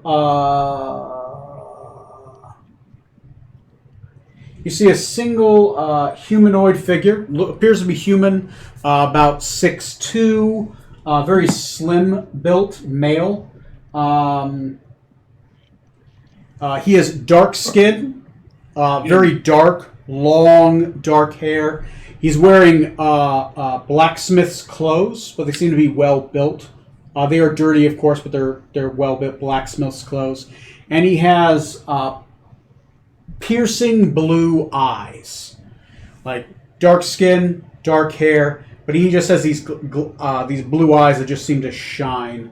Sorry, and I say, give me a second.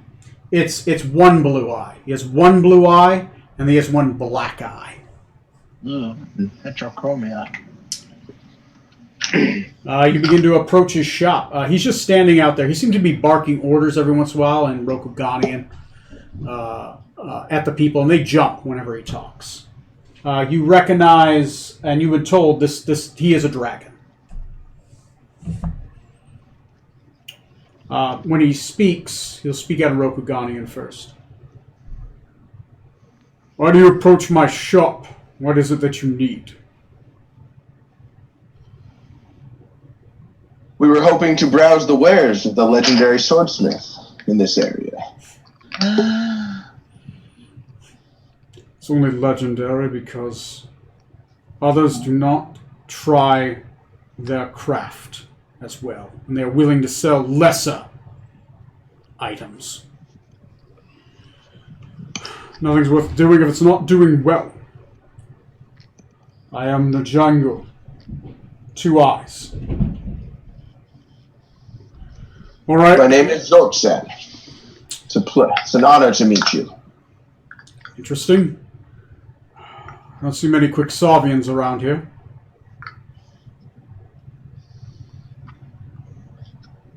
Yes, I'm a little bit estranged currently. It's fine. I only care about my craft and my country. You've made it past the walls, and obviously I do not sense hostility from you or your mixed crew. Interesting smelling bunch. Alright, you can enter. He calls out to one of his students. The student starts bringing tea around, and he opens up his doors. As he opens up his 2 iron doors, the shop he smacks his fingers, and several candles light up, and the hearth just explodes into life.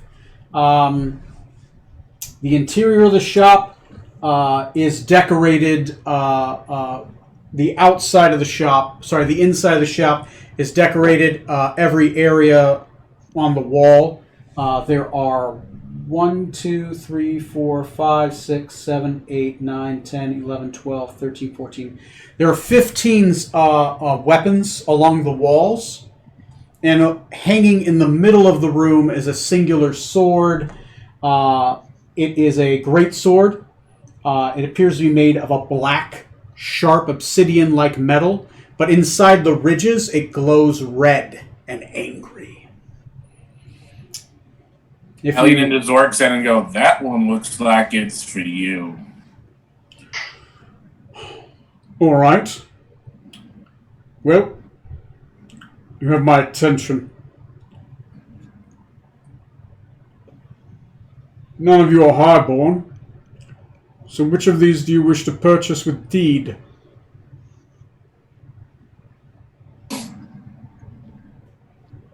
And then I motioned to the captain. You first, sir. I'm gonna motion to the one you were describing there. Could you tell me about that one? That one. Always everyone's first question. It is rather eye-catching. Yes. It's Foe Slayer. It's a Vorpal greatsword.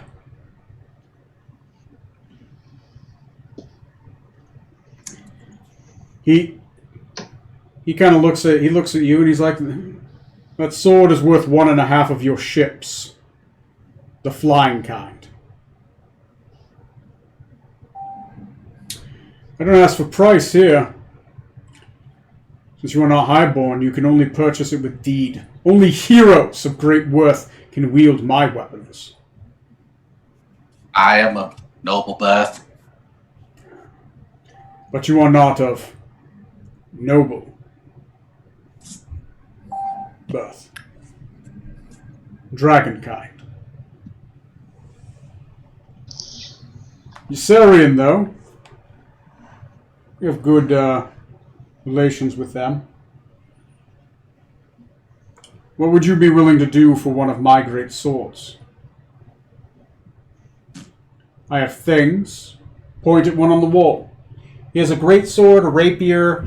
He has a scimitar, which seems to glow with a frost-like light. He has 2 longbows right beside each other, kind of facing each other, which appear very well made.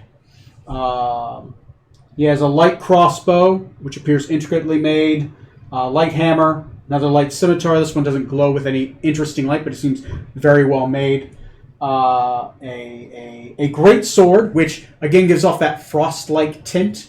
So it's a bluish metal, kind of gives off a frost around it. He has a large glaive. He has this beautiful little sword that every once in a while when you walk by it kind of moves a little bit, kind of like it's a little animated. Very well made longbow, appears perfectly made. And then he has this beautiful club. Even though it's made of like these woods, it seems perfectly reinforced. Out of character, everything here is very rare.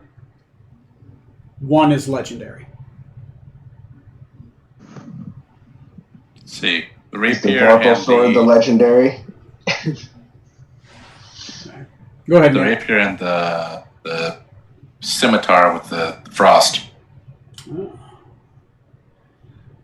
Scimitar, this rapier. He'll pull it out. This is about as good as any rapier can ever be made. There's nothing sharper and more true than this blade. Out of character, it's a +3 rapier. Oh. Thank. Its blade will always strike true, it will never dull, and it will cut the face of God. Put Which that god? up. Whichever one you choose to quell with, sir. You're a Sarian. You quell against everybody. Depends on how much we've had to drink. Very true. Very true. How many husbands I killed? And which one other one? You were looking at the scimitar? The frosty scimitar. Pulls this out. This is a Frostblade Scimitar. Quick, cold. It will freeze those that it touches and hits. Its blade will carve through metals. If there's a man you want to suffer of the bite of frost as he dies, this weapon will do it the quickest. It's a Frostband brand scimitar. Do those give off light? Frostbrand? Let me take a look. I don't think they have the light property. While holding it, you have resistance to fire damage, and freezing temperatures. And freezing temperatures, it sheds a light. It's very hot in this room. But if it's cold, it would give off a 10-foot radius of light in the cold. Hmm. And you can extinguish non-magical flames once per hour. It also does a d6 of cold damage. Just 1d6? Just 1d6, but I believe it's considered a +2 weapon. Oh. That's a trade-off.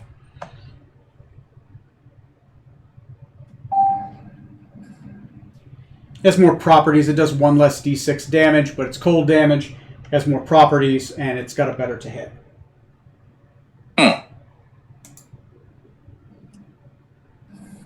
Interesting.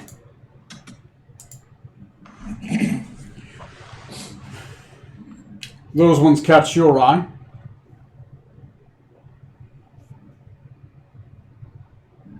So what sort of deed does one require for a Vorpal sword? For that one, you'd have to slay an emissary. Sorry. You would have to slay one of the Nemesis. The Nemesis? Kenku necromancers of great power.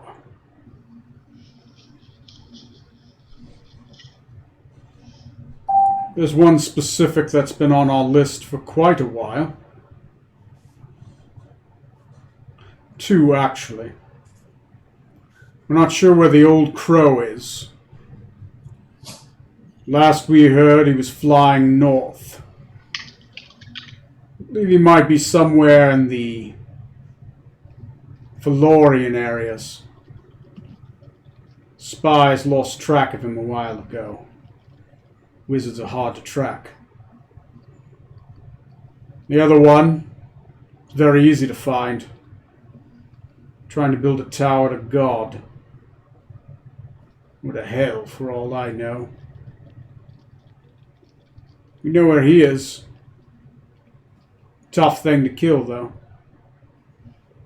And a tower made of dead bodies. Seems to grow. Bring me either of their heads. Sword's yours.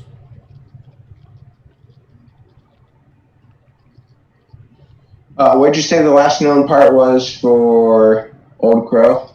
Old Crow? I believe he might be in Phaloris, around there. We saw him heading north. Easterlands. We were able to chase him off. Killed a lot of his band as they were running north. That's about it. Word happened a while ago. Took off pretty quick, too. And where's the Tower of Dead Bodies? Holy Cause of Kingdom. Of course. That's why the price is so high. Easy to find. Gotta get in there, though. Majocracy, though. You might have a flying ship. You don't have any treaties with the Holy Cause of Kingdom. Would there be any issues? I would suspect.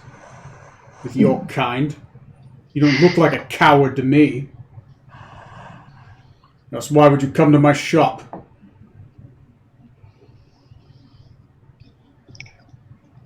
DM, was Rutherford allowed to get off the ship in his armor? Yeah, you're fine. You're in armor. Okay. Yeah. I'll lean into the captain and be like, "You want I should nuke him, sir?" What? Are you insane? called you a coward.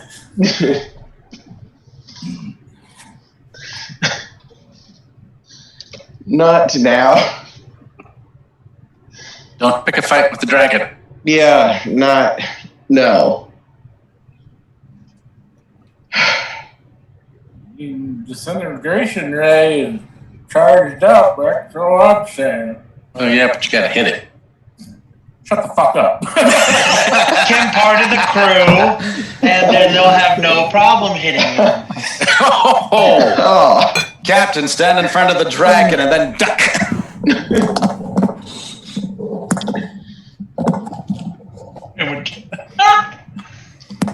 Now, should we come across Old Crow or find ourselves in the neighborhood of the Tower of Bodies, I'd be delighted to bring you back ahead. What's the current price? That of the Archpriest in the Silent City. One of those three. Willingly give you this sword for that. Got a lot of enemies in Rokugan. Can always make more swords. Tired of digging graves. Especially for the noble-born. Not many of us. There's always more of them. Is there anything else I can interest you gentlemen for? Were there any just plain old long swords that were magical in that lineup? Yep. There's one long sword, two long swords. They're right by each other. They have two different marks on them. He's like, all right, you have a brilliant accent, but you appear to wear a Zunian tech. I don't know what it's called, but it fits. That's a Zunians for you. Yeah, he'll walk off to the wall. He'll pull out both swords. He'll kind of dance them around his hands real quick. These are the finest of long swords. There is none sharper, none quicker. You can cut the face of God with these. They will not dull. They will not give up. And they're both identical to each other? A similar make, yes. Mithril, light, perfectly balanced. They're +3 longswords. Oh, okay. So they don't have any like flaming burst or anything. They're just No. normal old. It's the finest possible make you can make a longsword. So Cool. What's put the price on these, or one of them at least? on these? You want one of those?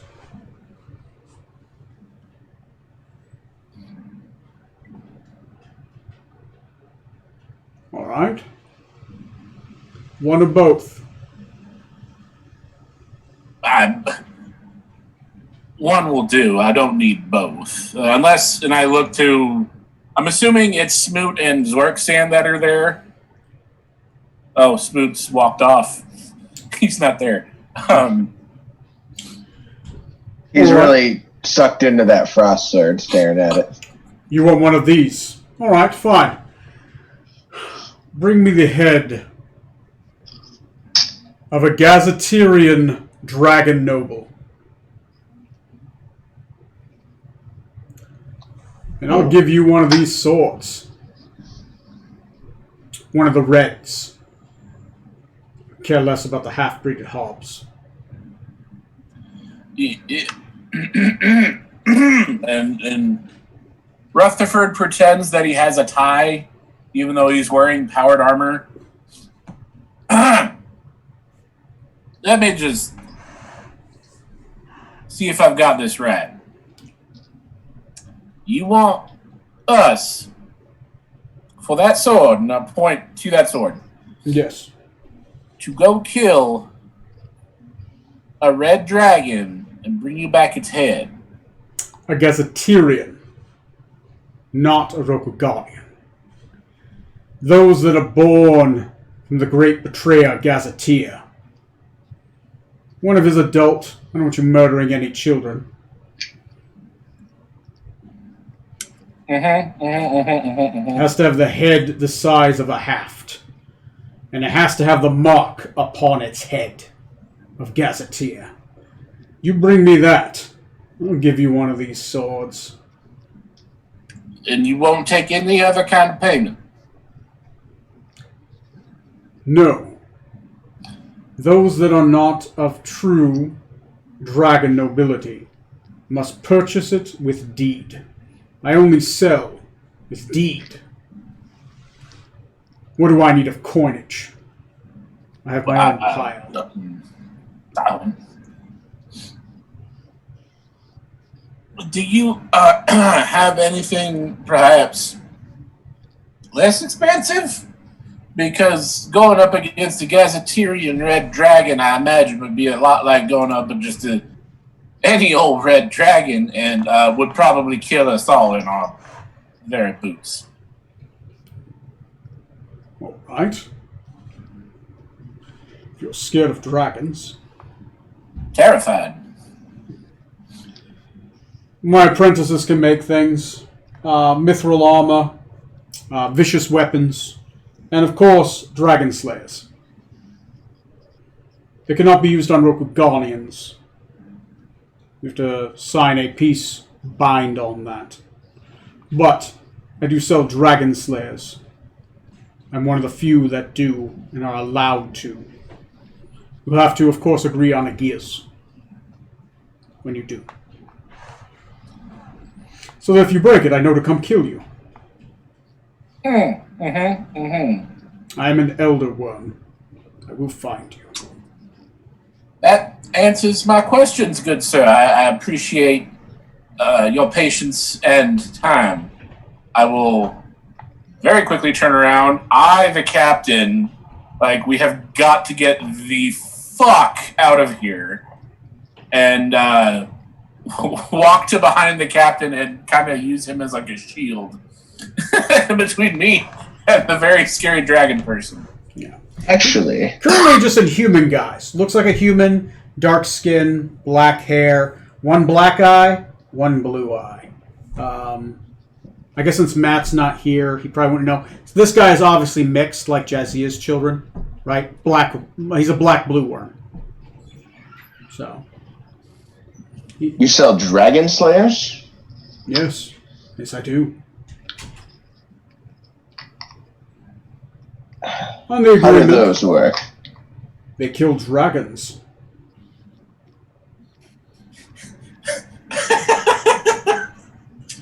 It's right there on the tin. Keep in mind, you have to sign a geas on buying them, not to use them against Rokugani nobility. That's why I'm able to sell them, and why I'm also responsible for killing anyone who breaks the gears. I had to kill 3 people. I mean, it's not hard. Fly out, go on a week, kill them, come back. How much is it for a dragon slayer? 7,600 copper. Oh, that's a little rich for our blood, Captain. If you're gonna kill a dragon, it's the best thing you got. I need to see what a dragon slayer actually is. Oh, Dragon Slayer? Yeah. I'll link one to you. Give me a second. Okay, so the dragon takes extra 3d6 damage. Yep. Okay. I believe it also gives you another ability. To +1 sword. It's a +1 sword that does 3d6, yeah. It also includes other dragon types like dragon turtles and wyverns, if that helps. Okay. So it's like a great sword that's 5d6 damage. Yeah. Okay. I will buy one. Alright. What kind of craft? It'll take us 2 days. I'd like a scimitar. Scimitar. Alright, and you will be the wielder. Yes. Alright, understand that you cannot resell this item. Is that understood? Very well. You cannot use it against Rokugani nobility, but it will be yours I will have it made 2 days. Right back at the shop. And bring a pen. We will sign the gears, and it will be yours. I do not expect a payment up front. You have to see it first and accept it. And if you do not, I'll break it over my knee. I will not take weak works from my apprentices. And if they disappoint you, I will let you flog them.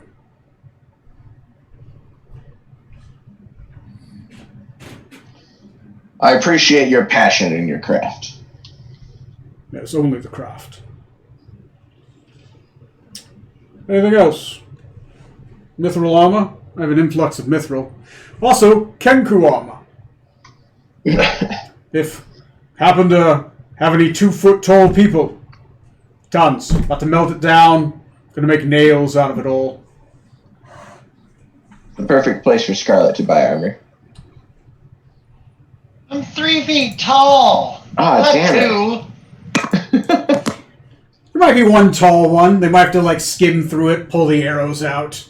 This one's got a big hole in the middle. Let me see how tall I really am. Let me see. Oh yeah, I'm 3 feet 10. Oh, damn. You can fix that. Actually, fuck. I think Kenkus are taller than you. What's this? Yeah, they are. They are, because they're like 4. They're like 4 feet tall. Yeah. I'm the smallest race. Yeah. Okay. So, you guys need anything else from here? You just standing here. He'll point to like the dancing sword and like other stuff he has. Out of character, he's got Vorpal Greatsword, plus the Greatsword, plus the Rapier, Frostbrand, Scimitar, and Greatsword. He's got a couple Oath Bows, light crossbows, light hammers, Scimitar, light crossbow, glaive, dancing sword, that kind of thing.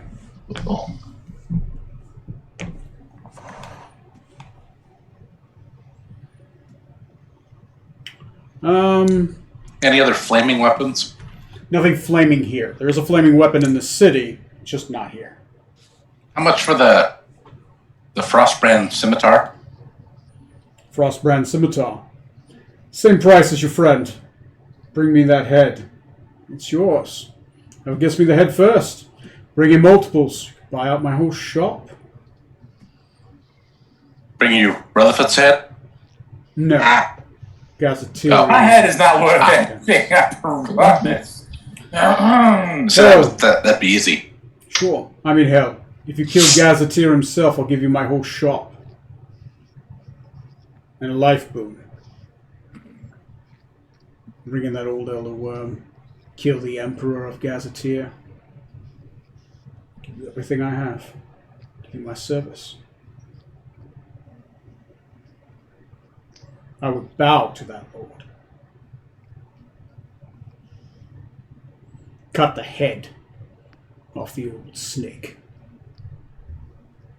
Break the chain. Great betrayer. Left his house.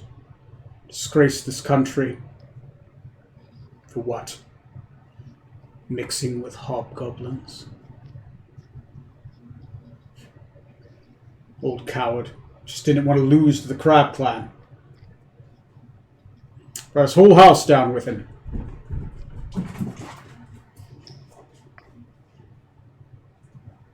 Anyway, sorry. No. We'll keep that in mind, but I don't think we're quite ready for that yet. Well, you know. Right blade, right time. Right man. Okay. We're going to head out. Okay. Tell someone else. Shift scenes to somebody else. Okay, John or Corey. Which one of you want to be the next man up? Go ahead, Johnny. All right. Yeah. Let's mosey on over to the ambassador shop and just see what they have. I don't know if I necessarily have enough copper for anything they have on sale, but just to see what they have available. The Spectacular Ambassador, you said. You're going to the scroll shop. Yep. Okay. It's in the major crossroads, a street outside the Fortune Teller shop, which is currently closed. The description is the jeweler's shop and scroll shop is a large brick single-story building with a white shingled roof and a paved curved roofed entryway. Contains small wooden oven and arrangements and roses in the corner. It looks different. This looks more Eastern. This doesn't look Eastern. This is more of a Western building, right? So as you kind of approach it, it's like it's an odd mix. There's a smokestack going inside. Outside, you will see a human male who he's astonishingly tall. He's like 6'9", exceptionally tall. Wears a faded cloak and loose pants, complete with a broad hat. His whole body is exceptionally muscular. He has blonde hair, is greasy and uncared for, though, and his eyes are a pleasant brown. As you kind of walk up towards him, he's kind of counting his steps as he's going. He's kind of counting the steps between the entranceway and the stairs and just making sure they're exactly 32 inches. He's like, 46, 47, 48, 49, 47. Turns around. Elf man, how can I help you? Yes, I understand that you sell magical scrolls here. Magical scrolls? I sell possibilities. My name is Theodore Sutherland of the Sutherlands. Well, welcome to my shop. It's been kind of slow. Come on in. Obviously, I do sell other things. I'm working on my gem crafting. I sell exquisite rings here. Right, if you're going to ask a special little lady or sir for a good matrimony or a gift, I do possess the rings. I do sell. I've recently broken into a explosive amount of crystal arcane focuses and focusi from the last Magocracy ship that came in here. I overestimated the mages that would live in this city by 40-fold. And of course, jewelry tools, I bought too many. I estimated I needed 40. Turns out I've only still used the one. So, I do possess many scrolls. These, of course, Sutherland make. Some of them, most are bought and traded for or brought in, of course, from the Magocracy or other such lands far away from here. We have yourself a Viserion accent, I would guess. Indeed, that is where I hail from. All right. Far north of here. Anyway, what are you looking for? I have, of course, many scrolls of cantrips, right? Some of the first sphere of magic, second and third sphere of magic, some sixth sphere of magic, and I do have one, and only one, and no one's yet to buy it. I got myself a time stop, sir. I know, right?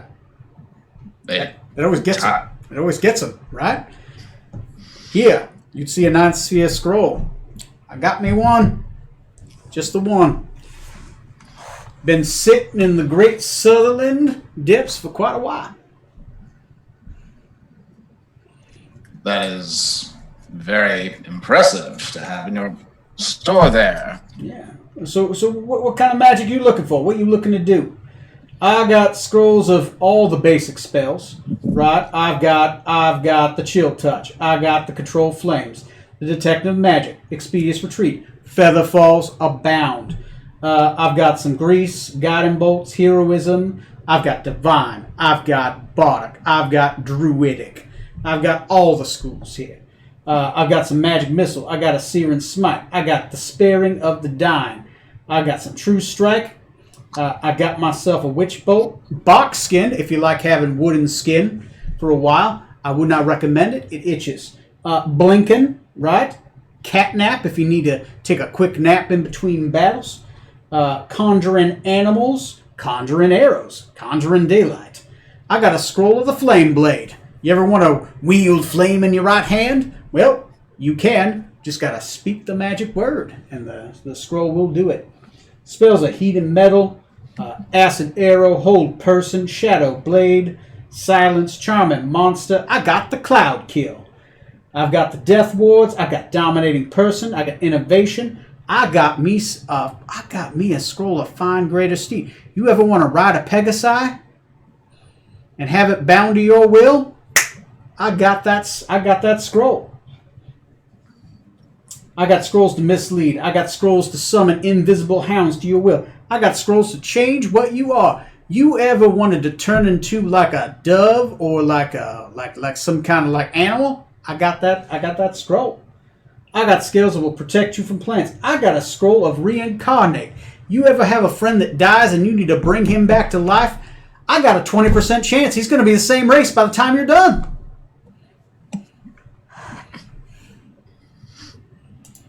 I got scrolls that will empower skills. I got scrolls that will smite your enemies, summon magical swords to slay your foes, create frozen spheres to crush your enemies. I've got a scroll that will summon sunlight in your hand that you can shoot out like you were the goddamn Summer King himself. And of course, I have one scroll that can stop time.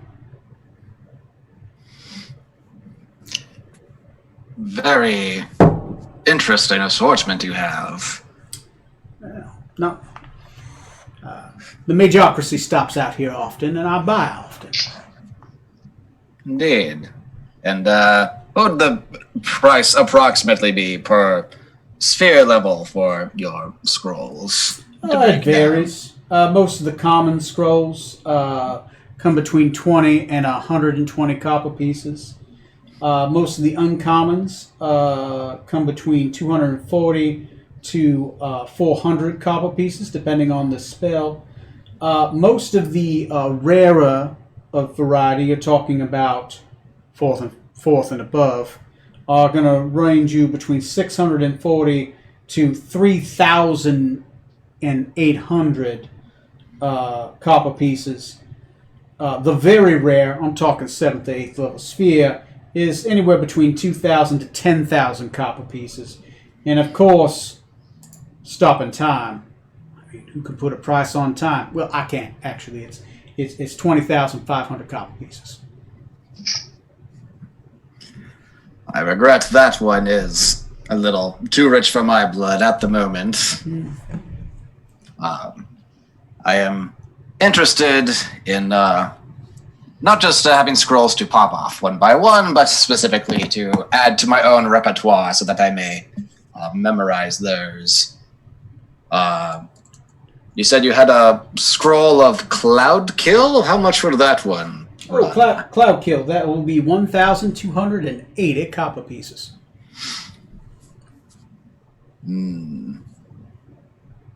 I am tempted by that one. Don't cast it on your own person. Just letting you know. It is a cloud of murder. Yes, I would assume so, but then with certain wizards, you probably have to remind them of that. You know, they're an eccentric bunch. I myself am a wizard.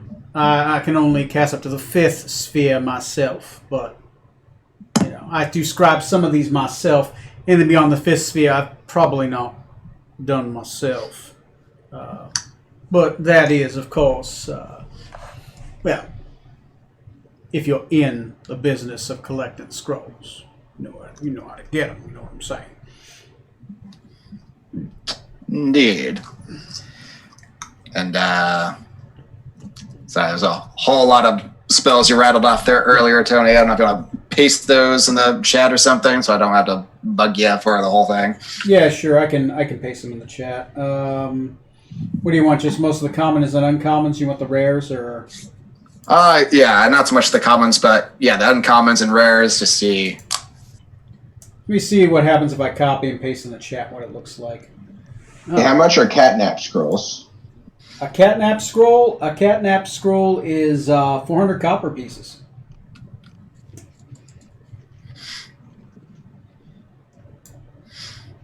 I gotta Alt tab open here to look them up, so you don't have to explain all of them individually to me.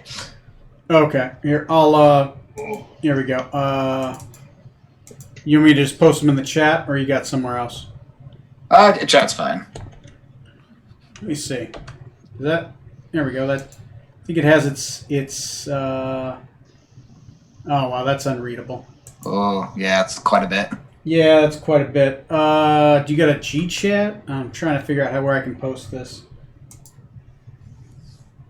I put in the Facebook. I mean, you already mentioned what they are. Yeah. If you want, just make a Facebook group post. Let me go make a face of books. The Book of Many Faces. Yes. Let's see how that looks like when it's. Oh, it doesn't look good when I do it. Fuck me. I could share. You know what? I'll put it in Excel. Right. Go to the monster, the monster stat block thing, right? And I'll just put a sheet 6. I'll just put it in there. There we go. There you go. I put it in there. It's under sheet 6 in the monster health thing. And I see it now. Let me put the rest of them, because I was only able to get some of them. I couldn't get all of them.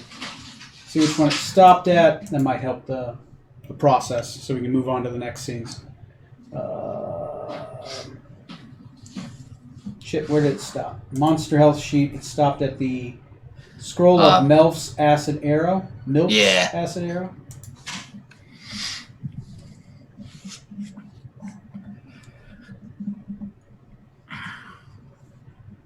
Where's Melf's acid arrow?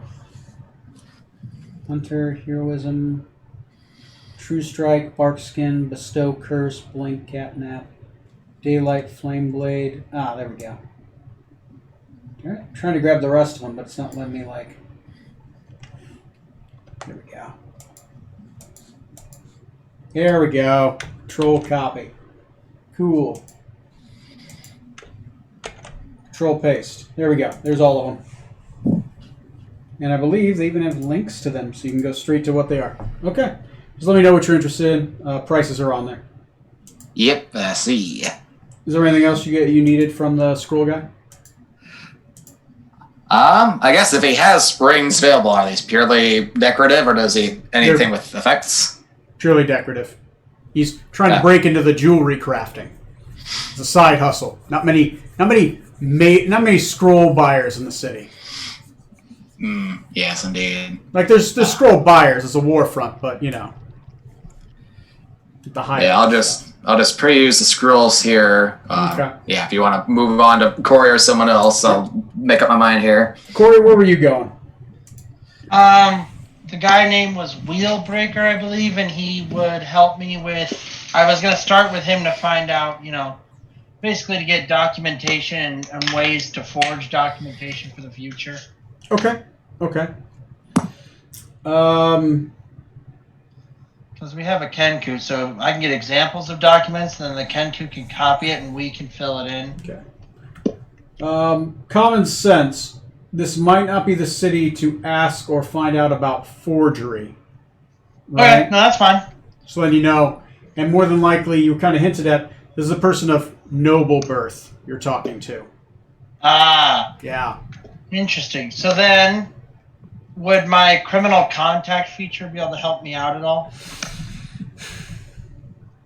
Not a whole lot in this city. A lot of payoff in Freeport, right?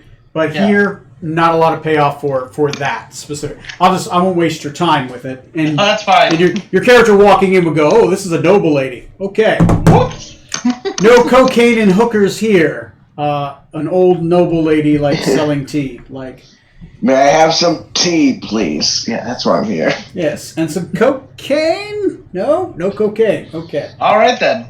But out of character, you go there to buy blocks and tackle, perfume, ink pens. This is a general store, right? Okay. I will buy 2 bottles of perfume. Okay, yeah. Just so I don't look weird walking in and immediately turning around and walking out. They are 1 copper piece apiece. All right, that's 2. Yeah, go ahead and add them to your character sheet. Perfume vial. Oh, sorry, they're 5 copper pieces apiece. My mistake. I was looking at block and That's tackle. Vial of perfume. Yeah, but if you need to buy rations, this would be the place you go. I will make a note of that. Armoires. So, a bed. Okay. Okay. So, magic item shop, I believe, was the next place you guys were going. Yeah. Okay. You guys got a little bit more time. Kyoto's Oracles is this the place you need to go. Okay. Anyone else who wants to be at the magic item shop can feel free to go there. All right. Oh, go. So, like Corey, if your character be like, "Oh, perfume," and I'm gone, like, you know. This is in the Market District, right? It's actually right by the Tavern. Street outside is recently paved with worn brick and has a beggar harassing passers-by. It is a bullywog. Right? Just kind of going, talking bullywog at people, asking for coins. The Kyoto's Oracle is a wooden shop sprawled with a single-story building with a gray tiled roof and overgrown hedges. Eastern design. Contains a large candelabra and a table with arcane symbols and candles on it. All right. Outside it says in Rokuganian, if you can read it, specials is necklace of fireballs, ion stones of insight, and an alchemy jug. There's about 6 patrons inside. Mix of green dragonborn, blue dragonborn, lizard folk, halfling female, female dark elf, and a male white dragonborn. Inside is a male human. It appears to be male human, right? Younger looking, maybe early 20s, but gives off kind of like a pleasant smell, and you're not sure how, but there seems to be like a light behind him always, kind of like glowing, kind of like a halo. Obviously, eyes kind of have a light behind them. Once again, showing off signs that this is a dragon, but not like the one you just talked to. As you approach, he says, "It is fine to meet you. My name is Kyoto, the Foreseer. Oracle. Purveyor of the shop. You are not from Joso, I would assume." Yeah, we're just visiting for now. So you are interested in wares? I assume I would not waste your time, and I assume you would not waste mine. Of course not. Not intentionally, at least. Of course. I have many things in this shop that might catch your eye. Wondrous, some powerful, some rare. Tony's going to paste it right next to it. The things that are in the shop. Was that in Facebook or where was it? You know, that's on sheet 6 of that. Oh, okay. Yeah. On the Monster Health sheet? Okay. Yeah, some of them are returning heirs, though. Oddly enough. I don't know why. Maybe if I hit the back button and I just paste as text. Paste values only. Won't get. Oh, never mind. That looks terrible. I'll just paste, and then I'll just fill you in with the things that have question marks on them. Paste it underneath. It's to the right. Oh. Just to the right. Here, I'll just... There we go. And I'll merge the cells, and I'll call it Magic Shop.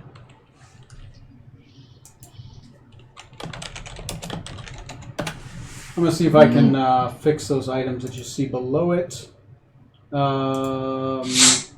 Everything below the alchemy jug just didn't go.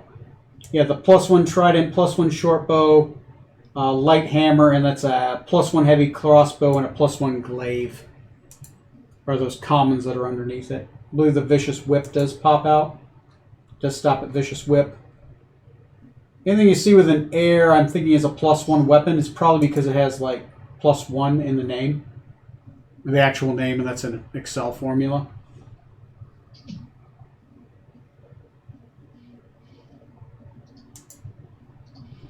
Yeah, those other ones that you're seeing are +2 Morning Stars, +2 Javelin, +2 Crossbow. So anything you see with like an air in front of it is a plus weapon, right?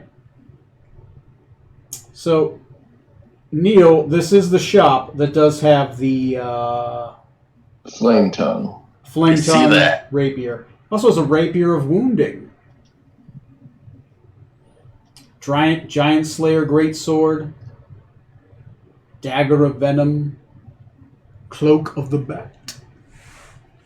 The Bat! The Bat! Anyway, you guys peruse that stuff. I'm going to grab something to drink. And I assume this is the last shop you guys are going to, right? None of you wanted to go to the alchemist shop? Yeah. Okay. Yeah. I will be back. He does have, oddly enough, and I generated it, there's a 20% chance, he does have one legendary weapon in the shop. Is it the Defender Scimitar? Yes, it is. Defender Scimitar. It's 38,000 copper pieces. Well, if we pool all of our money together, guys, we can still not afford it. But you guys do know it's here. That is interesting, though. It's a +3 Scimitar, and you can move the +3 between attack and AC when you use it. Ooh. So you can make it a +3 to your AC sword for no attack bonus if you wanted. Or any variation thereof.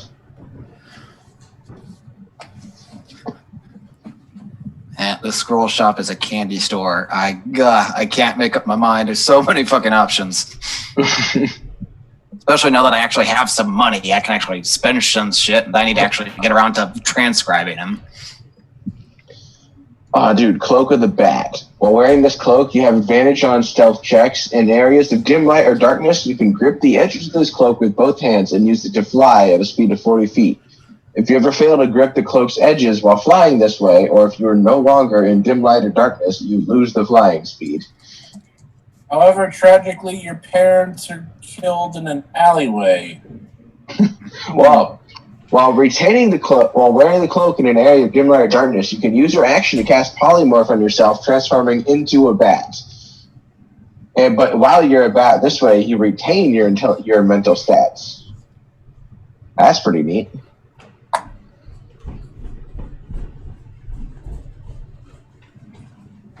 It's only 9,600 gold. Change all golds to copper. Yeah, I mean, my bad. But yeah. Yeah. Cloak of the Bat's out of my pretty price cool. range. I already have a goddamn Dragon Slayer next. I have enough money for that, too. Heck no. Once again, it's also places where you know things exist, so if you ever need to later go back and buy one, you know where they are. Dude. And the other ones are +2, so he has +1, +2, and he has a couple +3 weapons that actually have prices on them. Most of the +3s are like 25,000 copper pieces. They're plus very rare weapons are expensive, but he's also willing to buy things as well. That rapier of wounding is actually pretty cool, too. Yeah. For every time you've heard it, it takes an extra d4 of damage when you do that. Mm-hmm. That's crazy. Yeah, until it makes that con save, which is DC 15. That's not an easy con save to make. So if you're like a classic, it's 1,000,000 attacks. It's a great weapon. Can be a lot of D4s every turn. Fighter, I've done 15 turn attacks this turn. All right, enjoy. 20th level fighter. Yeah, 20th level fighter can easily rack out like 15. That last guy you had, the Pirate Lord we fought, did 15 or 20 or something on Matt at one point. Oh yeah, yeah. They can do a bit. They can do a bit. I will go ahead and take the Qual's Feather Token Whip. Ooh, Qualls, Feather Token, Whip. All right, it's 400 copper piece. Oddly affordable. Easy. And I believe that is a Feather Token that can just becomes a Whip, right? Yeah, it casts the spell or something whip. Yeah, you can use action to throw the token at a point within 10 feet of you. The token disappears and a floating whip takes its place. You can then use your bonus action to make attacks against people, +9 attack. Does a lot of force damage. And as a bonus action on your turn, it's basically the what's that spell called? It's the one where you're a divine caster, like Holy Weapon or whatever. Oh, yeah, that sounds right. Yeah. The weapon? Yeah. That one. Sacred Weapon. And I believe it doesn't disappear, like it comes back after a while, right? After 1 hour. Yeah. Yep. After 1 hour, it comes back. Hey, Tony, question. Right below that, the prayer bead wind walking. Yep. Is that 5,400 copper or is it 54,000? It's 5,400. Sorry, not 54,000. That's a single prayer bead. But just here's the wind walking it's one. just Okay. the wind walking one. But the interesting thing about prayer beads, once you get another one, you just put that on the prayer bead in it. So you can have a full assortment of prayer beads, but you only have to attune to prayer beads. You know, that makes that sense? So you can have like 5, 6 prayer beads, and it all just takes up the same attunement slot. So they're expensive, but it's like a multi-use item that you can have.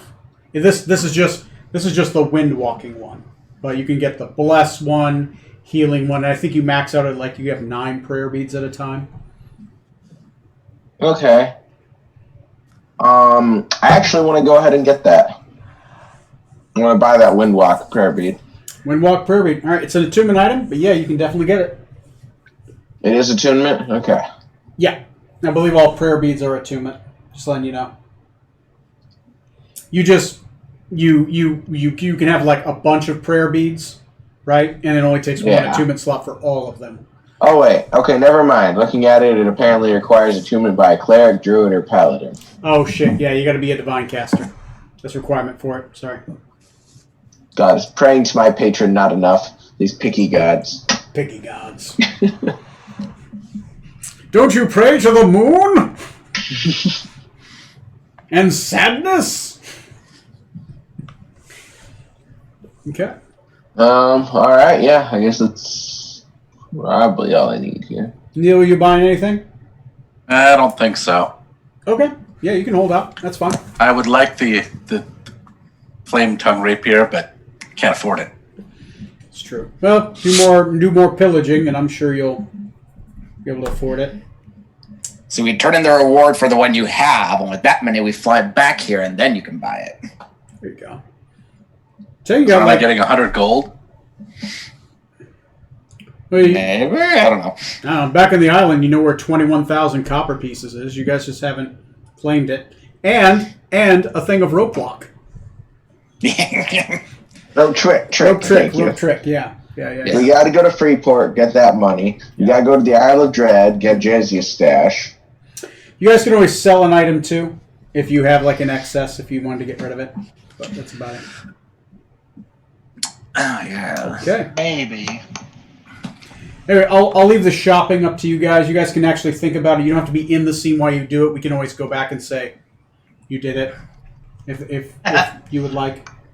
He does, of course, have his standard. He sells necklaces of fireballs, fully charged, 3,700 copper pieces. Ion stones of insight, right? 2,900 copper pieces.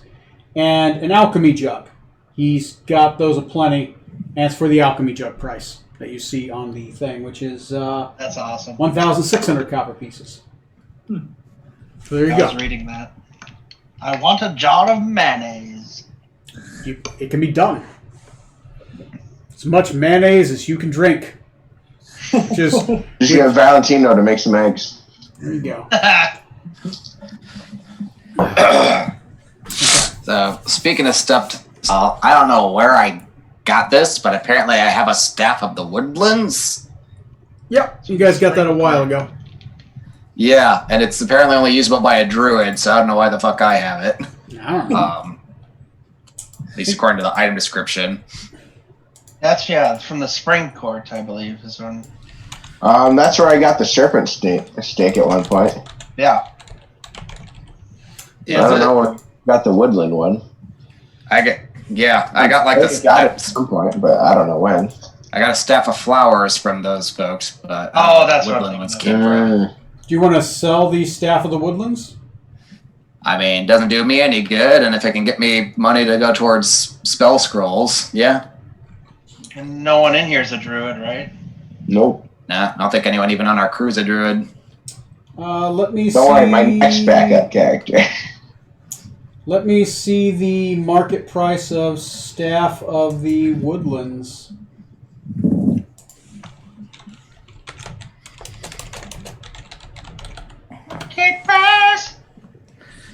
Staff of the Woodlands is a rare item. Rare items sell anywhere between 1,000 to 6,000. This is a magical staff. It's around the 6,000 range.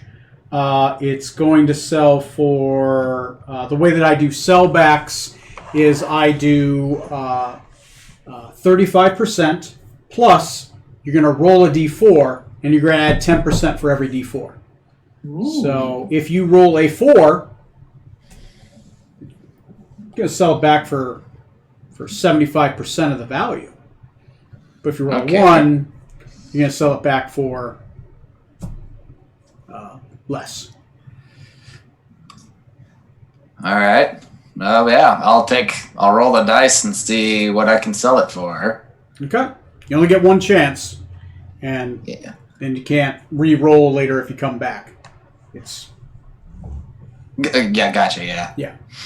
Man. All right. Roll that. Yeah, that's a 1. So. Okay. Do you want to sell it? Yeah, so that'd be 45% of the price you said then with the 1. Let me calculate it real quick, and I will give you the exact price. So it is normally 6,000 copper times 45%. You can get 2,700 gold pieces for it, or copper pieces. Copper, not gold. Copper. Yeah, I know what you mean. Yeah. I mean that's still pretty good, and God, there's some pricey spells I'd like. Yeah. More than you had. Yeah, okay. Yeah, I'll go with that. I'll sell for, you said 2,700? 2,700. The good thing about a scroll is once you have a scroll, you can just inscribe it into your book. No cost, no extra time, just takes a day, and you can still use the scroll. And anyone can use a scroll. Rutherford could use a scroll. You just needs to know the command word. No, these are mine. These are all mine. We need to break into a cabin at night on the ship. Is that going to be a problem? Captain, I found Scarlet in my room, gibbering like a madman, unable to think. I don't know what happened. Was she naked? I don't know, yes but she must have enjoyed it. Depends. If she has clothes on, it's a problem. If she's naked, just move on. All right. And the transcribe spells, Tony, you said just takes me a day, and how much any other materials to transcribe it? No materials. If you have a scroll, no materials outside of the page. That's going to take, and that's it. Like the materials are already in there, so I just give it to you because you've already paid for the scroll. Okay. It's creepy. It's creepy. Yes. What's the difference between regular invisibility and greater invisibility? Regular invisibility breaks when you attack. Greater invisibility doesn't. Regular invisibility lasts for an hour. Greater invisibility only lasts for a minute. Okay, I get you. So you can do all the cool stuff you could always do without invisibility, but, some of the downsides. Can I cast spells under greater invisibility? Is that the same thing as attack? Yes, you can. It's a concentration spell, but you can. Interesting. You can attack while invisible. What the heck is this? All right, I'm going to calculate some math here to figure out exactly what I'm going to take.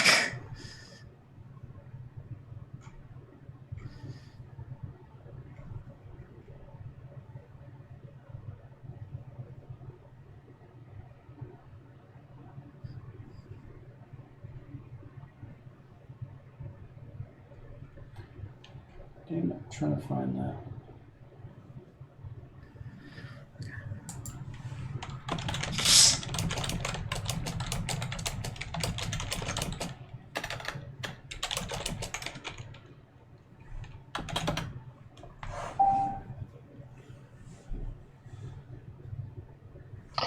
Hey, Tony. Mm-hmm. Is there anyone in town that would have like a +1 shield or anything? If I haven't listed it, it's not there. Okay, didn't think so yet. If there was an armor smith in town, I generate armor, and you have the armor options. But I generated a weaponsmith in town, so you guys got the weapons. We should figure out where an armor smith is. They exist. I just got to generate them.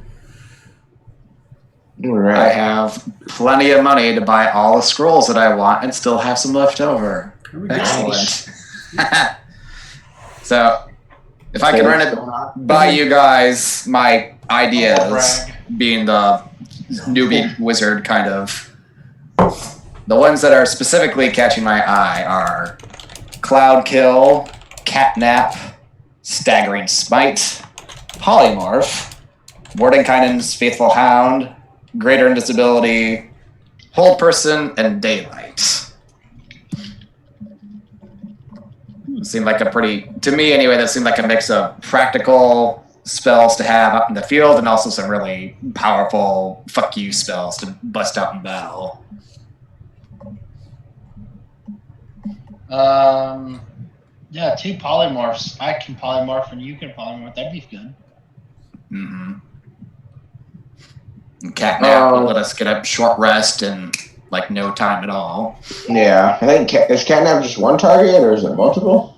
At base level, I believe it is 3. Oh, Yeah. Nice. And yeah, they get short rest in 10 Or minutes. higher up. Obviously, not including yourself, though. Like I didn't. Was there a scroll of resurrection? Reincarnation. reincarnation, which means you can bring back anybody. It's like resurrection, except we roll on the reincarnation table. Ooh, buy the scroll, run over, buy that guy they were worrying, find that guy they were worrying about, and just reincarnate him. He won't be a dragon, and it should be amusing. Oh, I see. You roll on the table. I believe Sean's people should appreciate that move. Ooh, kill me, and I want to come back as a forest gnome. No, as a human. As a Goliath. Oh, sexy Goliath. Or Amazonian, if you will. If you didn't get that race you wanted in character creation, murder is how you eventually roll it. Keep killing me till I'm a Goliath woman. I want to change my race, but nothing else about my character. Stab, stab, stab. Really just a Goliath woman in a halfling's body. Okay. So, Goliath, let me know when you guys are done shopping and we'll get back to... I think we're done. I don't have any... I think all your spells are fine, Johnny. Maybe not Staggering Smite. I don't know. I'm not a big fan of it, but... I mean, I got a sword now. I want to hit people with shit. Very true. It's I was only gonna say if you didn't have a sword, use Shadow Blade. That's really cool. Basically, Yeah. make one. Okay. So yeah, let me double check my math real But quick here, make sure I got it which right. extra appropriate with you. Keep in mind, Staggering Smite is a paladin spell, but you can use it now. Like, bonus action, your sword now goes... and it's just ready. Oh, it is? Does that? Can I learn it still if it's paladin? Nope, it's paladin, but since you have a scroll, you can use it the one time. You can go Staggering Smite and go... Oh, just the one time? Yeah. Scrolls or anybody can use it. If it's a wizard spell, you can just inscribe it. Okay.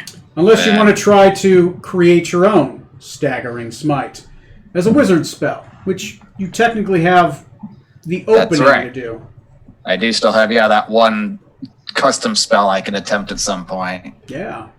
Well, Thundering Smite is the same way. It's also paladin only. So, all right. Let me double check, make sure I'm not accidentally buying, because I'd specifically want to buy spells that I can transcribe and reuse. That's fine. That's a good idea. Are you guys okay with while you guys are working on the bookwork, fast forwarding and subtracting copper and gold? Yep. You can move forward to roleplay? All right. Sure. Enough of the bookkeeping. Okay, you guys eventually make it back to the Sunken Raven. And Matt, what'd you get on your meditation check? I rolled a 14. That's a success, sir. Woo. You are slowly working your way there. So I believe your goal is to meet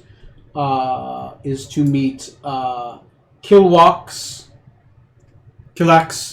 outside of the grave quarter. It's by the temple quarter, outside the walls, to meet up with Fierskin, the number one, father to Yojimbo. Okay. Let me know when you guys want to fast forward to that point. Good by me.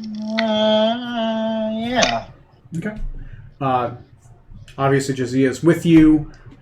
She will take her children with her, but she'll make sure that they are behind. She will wear a veil since she is going to a graveyard. Does Scarlet need to wear a veil too? Roll me a history check. See if you understand the custom. History, please. You can just throw a blanket over Scarlet. Religion. Sorry, it is a religion check. It's a religion. Religion, okay. Ghosts in a graveyard. I mean, that's pretty normal, right? Yeah. You guys haven't been here past dark yet. That's going to get interesting. Okay, 18. Yes. It's definitely a religious thing. So since 18 is good enough, are you proficient or bardically proficient? Bardic. That's fine. Still pretty good. Your character would understand that most of the noble-born, right, the dragons, and especially those amongst here, they worship the ideals of ancestry, right? They worship their own lineages, dragon folk kind. They used to be bound to a single god who birthed them all, named Tiamat. But since Tiamat was banished by the Summer King many thousands of years ago, during the Great Sundering, for reasons unknown to them, they've been free of her influence. And many of them have begun, instead of worshipping Tiamat, some still do worship the many-headed mother god of all chromatic dragon kind. They worship instead honor, lineage, duty. When female-born, right, female presenting bring life into the world, the females will commonly, especially the dragon folk, will veil their faces in reverence to death as they are bringers of life. So as a cleric of death, I'll wear a black veil as well. Okay. Yeah, you can easily find one. Yep. Okay. Oh, shit, you are a cleric of death now. There you go. Yeah, all right. Yeah. You're in a graveyard. This is definitely germane to you now. I forgot that. So I will give you the extra part. Mostly it is the noble-born who wear the veils. But commonly the veils are also worn in specific reverence, and depending on what color you wear. The one she is wearing is white, showing that she is both unmarried, right, and denotes herself without clan. Okay. So then I'm common, unmarried, and I don't have a clan. You would wear a clear veil. Okay, then I will wear a clearish veil. The colored veils are for the noble-born.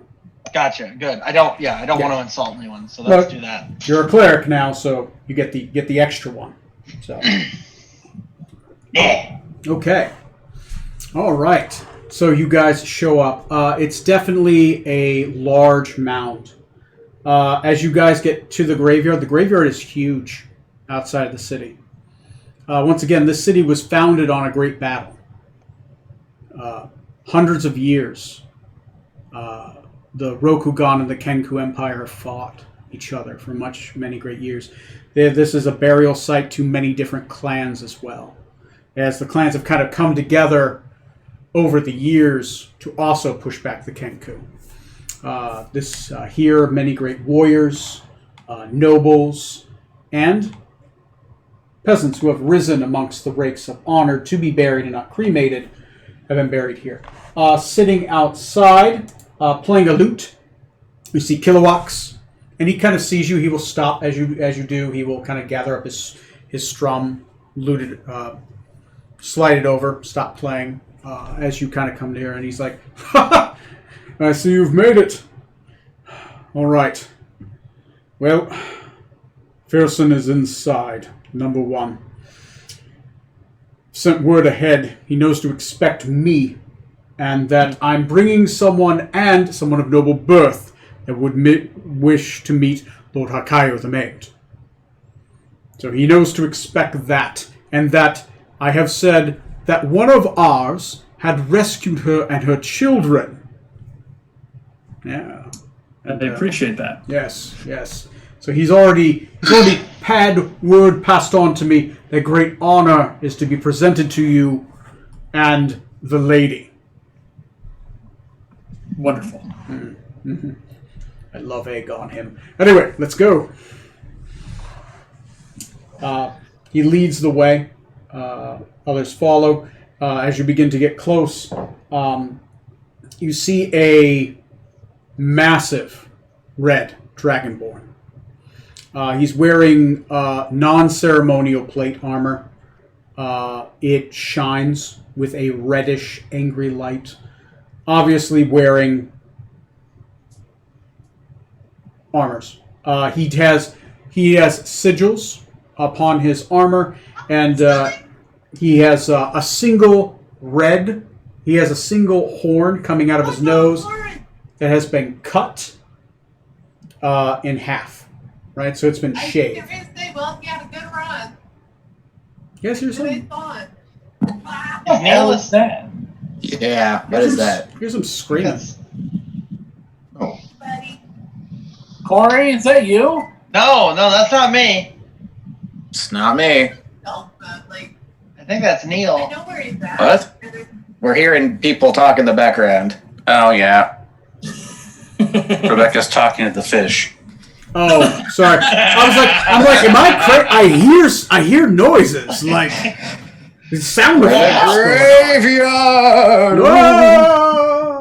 Okay, that's fine. Rebecca's So, talking to the fish. standing before you is the number 1, Red Dragonborn, father to Jakimbo, Firax, Kildron. This guy, massive Dragonborn, 7'2", built like a brick house. Has He's a brick. his horn has been carved. He has several scars across his face. He does seem well washed, right? And he will approach you. He will approach your group as well as he will approach Killax, obviously addressing Killax first. 42nd. I see you bring the noble lady, Josiah the Black. 47. When he says that, I want to remove the sword still in the scabbard from my side. Well, actually, no, it'd be in the quiver behind me, so I'd remove the whole thing. I'll lay it out in front of me, and I will kneel down, You will approach offering him to at least examine his son's sword. He will walk up. He will see you present your sword. He'll look at the sword.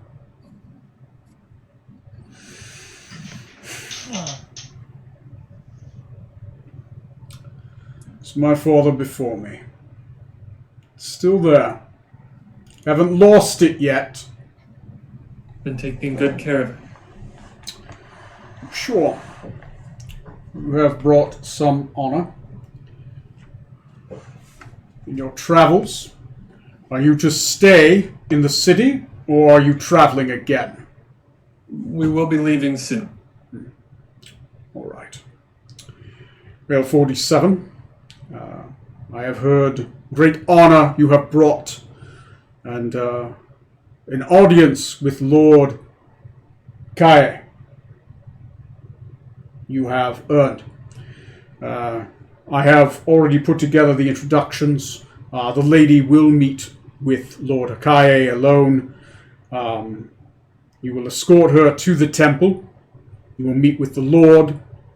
The Lord will then meet with her, and she will be escorted, well, depending on how it goes, my lady, great lady. Gives her a quick bow. She will be presented, word will come back to you. You will be informed of the events. I believe she has 3 children she wishes to bring with you. Lord Hakaye's children are looking forward towards playing with other children of noble birth. They do not get much opportunity. The soccer tournament was cancelled. The other children were brought back home, but 3-on-5 might not be too bad. I believe all will be seen to.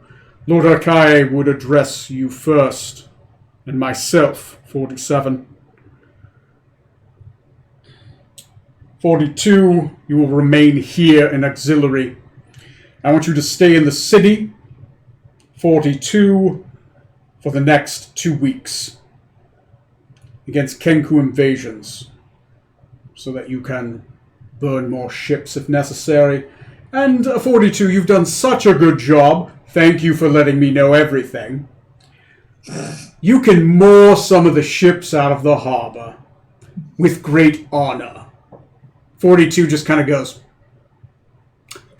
Number 1, it is an honor to moor these ships out for you.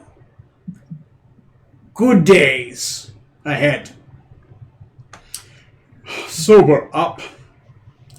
Anyway, fine. We will go directly there to Lord Hakayu. He has presented tea and honors to be presented. He will be with the lady. Who are these others? They present themselves. This is the crew that I have been traveling with for some time. We have fought a lot of very large and imposing creatures over the time that I've been with them, but I will allow them to introduce themselves. The name is Captain Zorksan. This is my crew. Over here, first mate. My name is First Mate Smoot. He's here. He's here. Neil's here. Yeah, he's just muted. I can't hear much. Hang on. Okay. Someone's trying to play the kitten like an accordion. Gross. That's awesome. So Yes, other Other people include.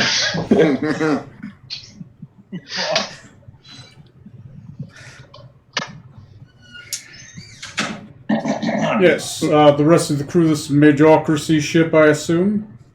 Mercenaries, I hear. Accurate enough. Yes. Yes, the half-woman. I am Dr. Scala Maladendo, Your Grace, and I am the ship's surgeon. Of course. Interesting. And the elf? Decadic Thornbrook, Arcanist aboard the Nostromo. Your memories. Thornbrook. I know that name. Oh. Is it of note or just coincidence? Yes. If you know of the Red Razor, it is of note. The Viserians and the wars are known well to me to the north. Anyone who has heard General Thornbrook knows of his deeds. He has much honor, piles of bodies. And you are a cousin? Son, actually. I heard his son was dead. My brother fell in battle. He had another son. I was unaware. My apologies. Not mean to dishonor. No, it's all right. He's was not the favorite in the family, but that may change. He looks at Trey's character.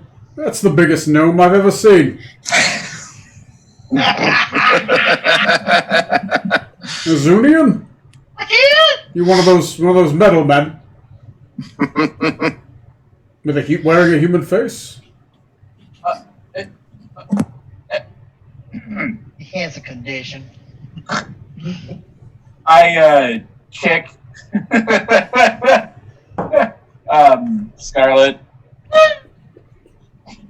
I don't punch her. I just like sidekick her. Like, shut the fuck up. I am Rutherford Benson's man, the third, Your Grace. A brilliant in Azunian armor.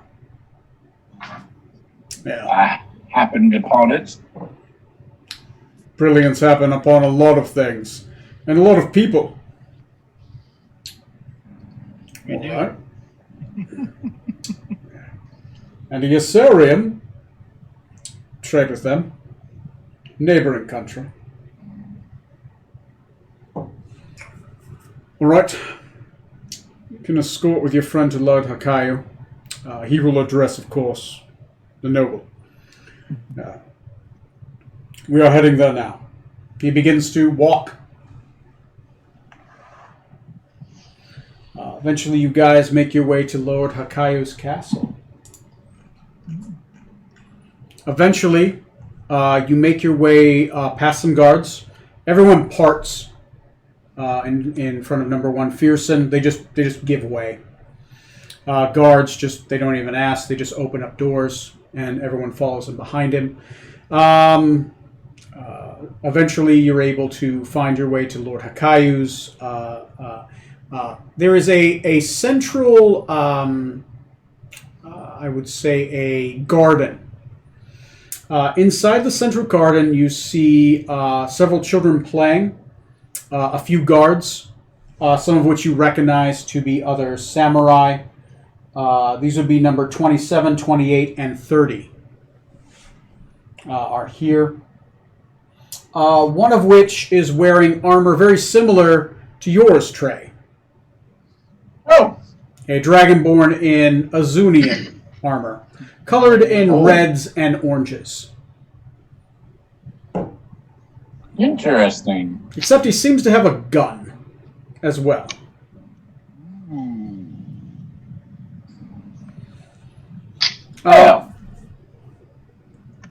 Eventually, they kind of address you and they kind of part. Seeing that Fearson is with them, they kind of relax their guard. The children are brought off to the side, and eventually Fearson, the number 1, 47, Matt's character, and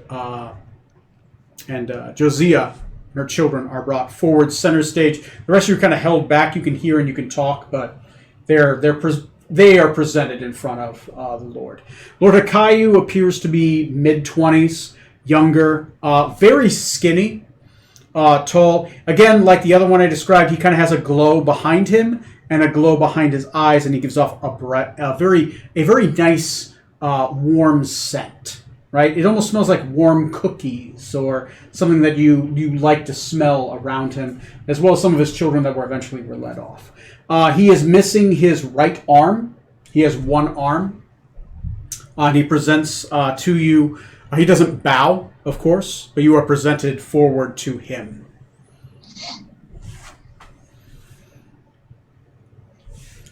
And he says,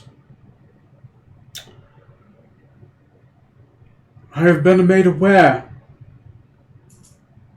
that a lost soul brought upon our shores, and wishes sanctuary within the Phoenix clan.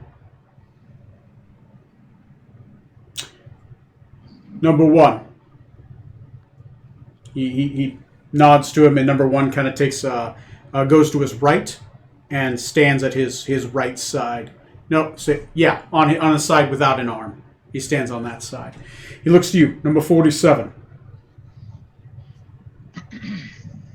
Come to me. Okay. Tell me of what has occurred, and I will meet with the lady. But I will hear you first. My lord, thank you for seeing me. We came across Jazia the Black in our travels.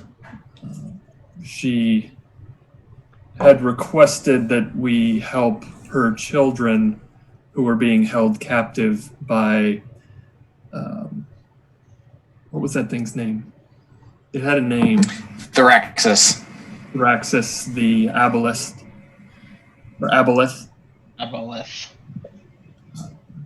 We were able to defeat him as well as save all three of her children, and had wanted to return to Rokugan, and I offered to bring her here to see you, to see if we could give her safe harbor. Of course. If you vouch for her, I will meet with her. Lady Jazia, if your children can play with mine, they will be protected here in the gardens. I would meet with you for tea in my quarters. Of course, with full honors.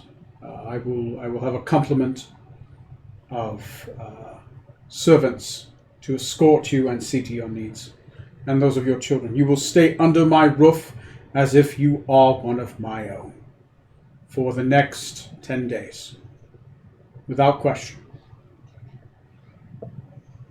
Eventually, he'll take her hand, and she will be escorted off with him. The kids kind of play outside.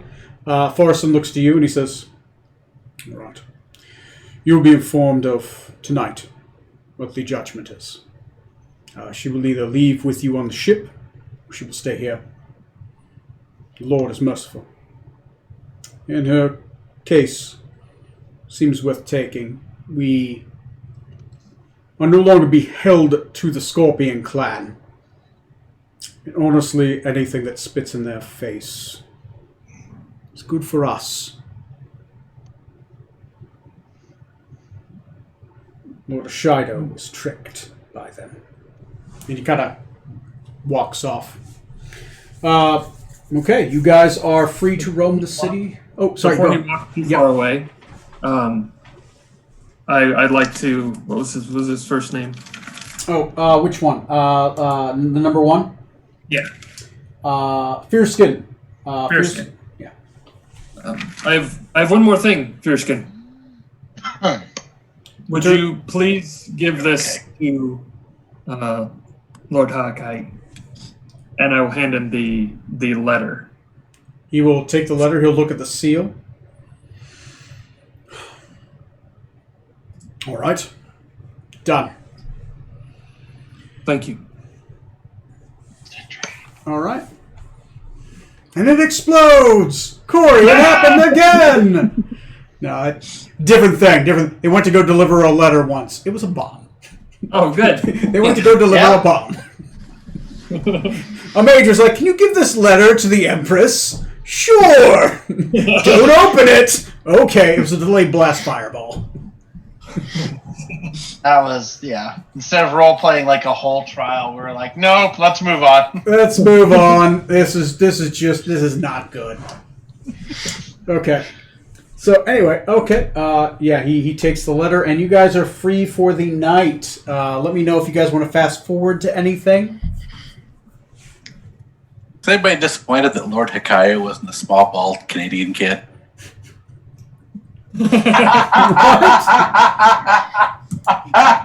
I was going to wait till later on today to post a thing about Caillou. I don't think I get it, but all right. Caillou. Yeah, it's a PBS cartoon. Oh, is it? Yeah. You That's the name of something? Caillou. He's a little kid that, Deserves to die of cancer. yeah, he's whiny. A lot of people He doesn't really blame learn many how lessons. children act on Caillou because of this whiny little shit. Yeah, I he's really got a don't know what you moral- guys are talking about. I am absolutely clueless. So, Consider yourself lucky. nice. Yeah, it's Nice. I'll send I you don't some feel links. so. I don't feel so bad about sitting on a make it so #1 joke this whole evening. Thank you, Neil. Okay. Okay, so, all right, you guys make it back to the ship? You guys go back to the hotel? What you guys doing? I want to go, since I didn't go to the shops. I do want to go to the No, it's too late. You can't. the Obsidian Scabbard. Okay, you do make it to the Obsidian Scabbard. Okay. Not an issue. Once again, Obsidian Scabbard. There we go. The Imskadi, Najingo of Two Eyes, is there. His apprentice he has like 4 apprentices, seem to be furiously working on some kind of sword, right? Many twists, many turns. It has like an interesting black metal to it. Okay. He seems to be directing them. He will notice you as you come forward. He will walk towards you, you do know him. He's an adult dragon, black-blue mix, right? Black hair, long black hair, one black eye, one blue eye, mix, kind of like Jazia's children are. Yeah. So I've met him before. You've met, if you've been to Joso, you've met with the weapons master. This is the guy who will make the sword. The current sword you're wielding, he made. He made the ancestral sword of the #1's family. Okay. Which has his inherited blade. It becomes stronger as it gains honor. It's this mystical mark. All right. Oh, by the way, gain 5 armor. 5 honor. Yeah. Because you traded her back in. That's worth 5. Okay. 47. I see you're bringing Jokimbo's sword back. I will once again remove it and let him take a look at it. If I may. He grabs it, pulls it out of the blade, flips it around a little bit, inspects the sharpness to it. It's gotten sharper since I saw it last. Quite as sharp as when Jokimbo wielded it, but it has an acidic smell to it. Interesting.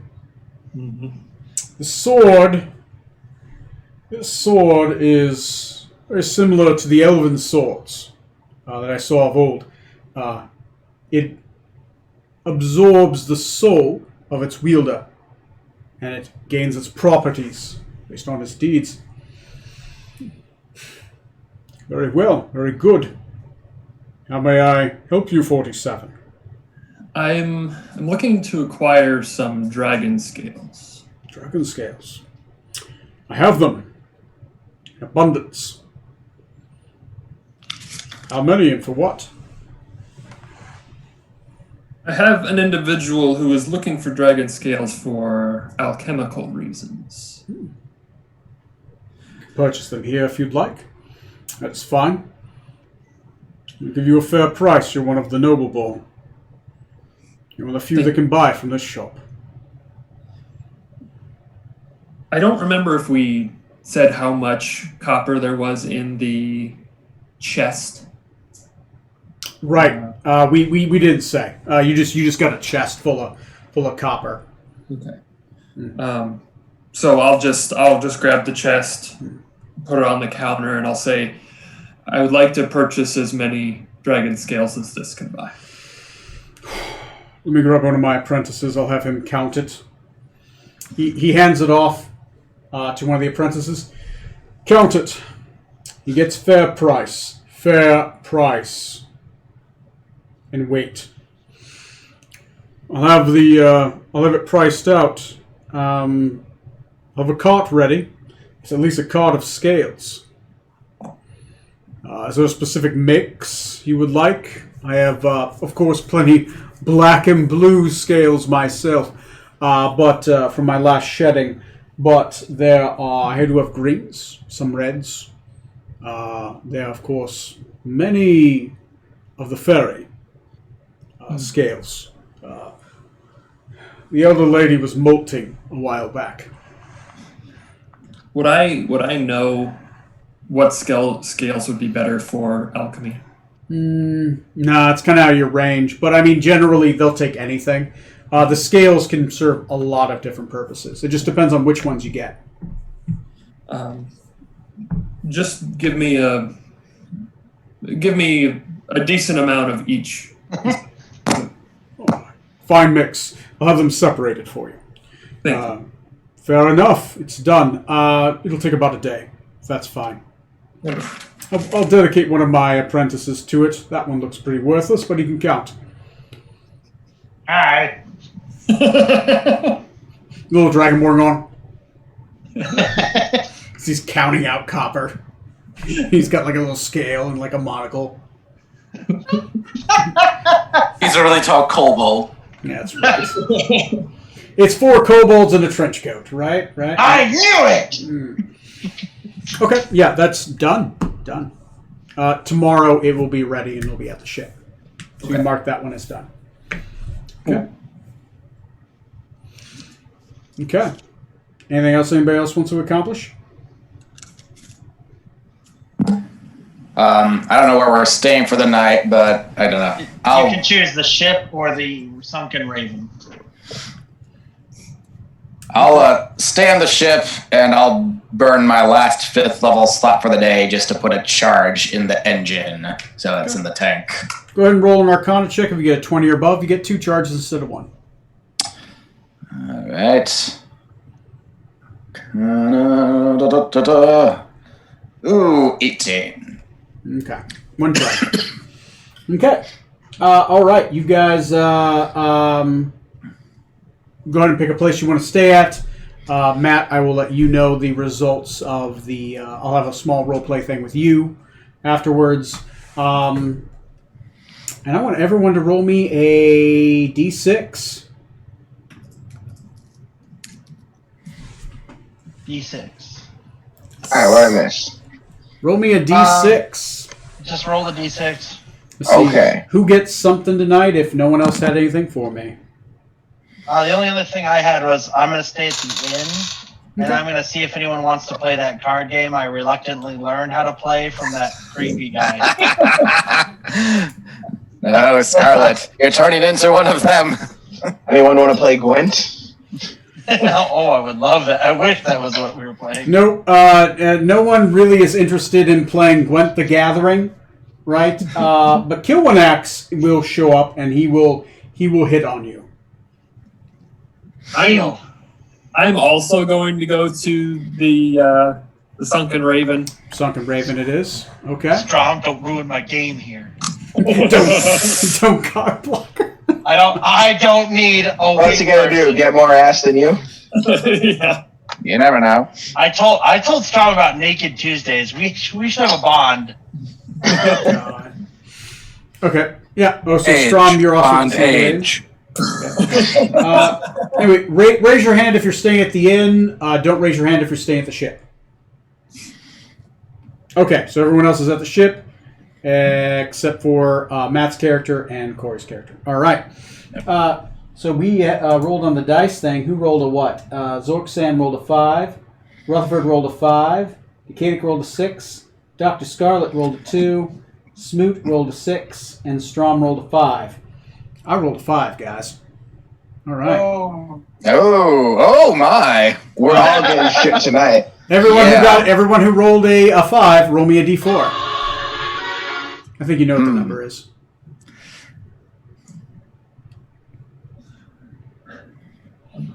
Okay. Okay, so each of you only got a 2 successes. Okay. While you guys are drinking, Corey, your character definitely is having a decent time Kilwinax. He is very interested. He starts playing. You get the idea that he might be a bard, right? He's playing music towards you, trying to seduce you. Oh, I'm gonna be seduced. He's on for a surprise. Easiest play that man's ever had. Here comes the one on his skill check to unseduce you. Crying game. Let's make this a skill challenge. I need a athletics check for climbing, an acrobatics check for things, and then I need a con check for other things. Okay, so acrobatics, athletics, and con. Yes. To climb, to move around, and to endure. Athletics is a 17. Okay. Yeah. Acrobatics is a 24. Okay. Impressive. And This is truly Scarlet's time to shine. my con is So you got the 24. I'll give 12. You, since you got a 24 on the athletics, I'll give you advantage on the con. Okay. Thank you. Mm-hmm. And a 20, dirty 20 on the con save. So dirty. Okay. All right. No exhaustion. It's gonna be a night. It's gonna be a night. I want this described in excruciating detail, please. All right. Well, put in your fanfic. Too late. Me too. Gonna order a drawing off my Patreon, Corey. There you go. And and he does pretty well as well. So you guys are definitely having a good time. All right. Yeah. He is a bard, so he'll sleep with everyone. All right. Good. There you go. You loot off. All right. Corey's was pretty easy. Tom, it is late at night. You're having drinks, and you find yourself playing cards. Probably with several people, right? You're definitely winning, right? At this point, a lot of people have already scooped up their cards, put away their coinage, and kind of walked away. Eventually, a halfling man. Let me see. Imagination. Let me look at the thing. Imagination. Okay. Eventually, you are. Okay. You are presented. You're playing cards, and eventually, another halfling kind of walks up. Long brown hair. Looks familiar, but can't quite place him. Kind of just sits up next to you. He's like, "You playing cards? I can play cards. Play lots of cards. I sure am. Are you interested? Always interested in playing in cards. Win a man's gold. You're a captain, right? Here you got a flying ship outside. I sure do. What do you have in mind? I mean, obviously playing cards, but I'm always interested in, trying to get someplace. Trying to get to the other side of the continent. You head into Freeport or Flores. We do intend to go to both of those places, actually, at some point. I'd be interested in traveling there. I'd be willing to work my way, pay my way if I got to. I'd be willing to pay my way if I have to. I've got plenty of coinage, and I'd be willing to play in cards for it. And if I lose, I lose. If I win, I win. Either way, you get money. So you just might get your money back. Well, I certainly can't turn down a friendly game of cards for that. All right. Well, I'd like to know who I'm playing cards with. You are Captain, I assume I hear? Yes, you can call me Zorksan. Captain Zarksand. All right. That's an interesting name for somebody from the Mageocracy, but I'm not really wanting to ask in questions. My name's Smart Stanley. move for a man looking for transportation. Yeah, maybe so. My name's Stanley. Stanley Woodwicky. It's good to meet you. All right, let's play a little cards. Start dealing out cards. You start dealing out cards. So tell me about your ship. Tell me about your travels. Ship's incredible. It flies.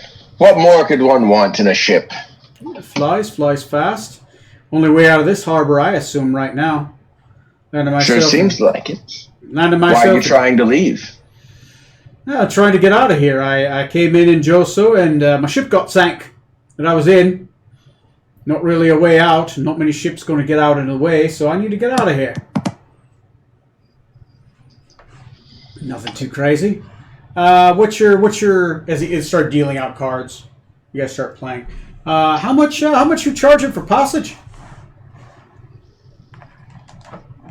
From here to Freeport, let's see. It was about 2 weeks for us to get here before. Mm-hmm. 2 weeks? Okay. So you're charging by the day, by the week, by the destination?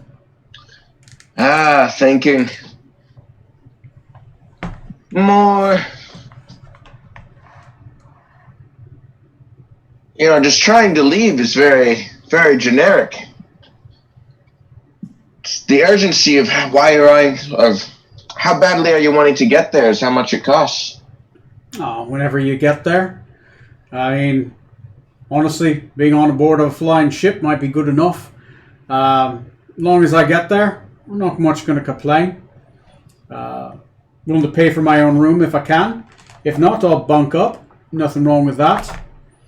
Willing to pay what I can when I can, if I can. How much is passage aboard a flying ship? Never been on one of those before. Most of mine have just been on the floating variety. And one on the sinking variety. Long story. Tell you about it later.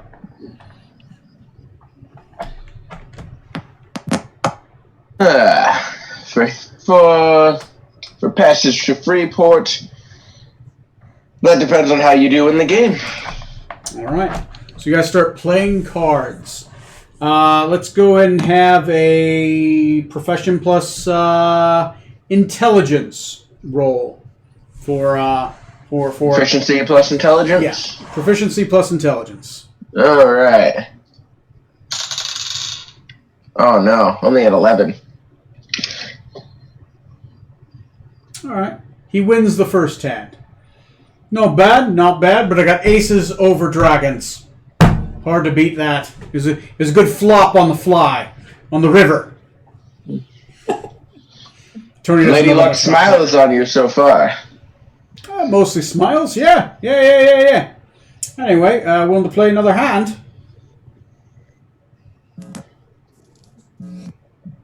We'll go best of 3. Best of 3. For all this circumstance. Okay. Christ. Guys, he's crushed me. That's the best. Hallelujah, Christ. Oh, look at that. I'm going to do a quick insight check to make sure that everything, I'm trying to see if he's cheating or not. Yeah, go ahead and make an insight check. Christ. Oh my god. We got a natural 1 on that. So I got a 3. Very above board. Exceptionally above board. So above board it's just unfathomable. So okay. Anyway, I rolled a natural 20 plus 4. So 24. Say that again, you got cut out. 24. Okay, yeah, you beat me by 21 on that second hand. Okay. All right, he's definitely taken a good chunk of your coinage. Right? Not all your money, but he's taken of your betting sum. He's taken it. He's got maybe 200 of your copper. All right. And with that, we're going back to Freeport anyway. Mm-hmm. Shit. Whenever I established a baseline on our prices, give me 1 minute here. How many crew members do we have? I don't know. Pair a number now. Less than 12. Oh, we got more than that. 2, 3, 4, 5, 6. Depends on who's left alive. 6. There have been a few fatalities. Only a few.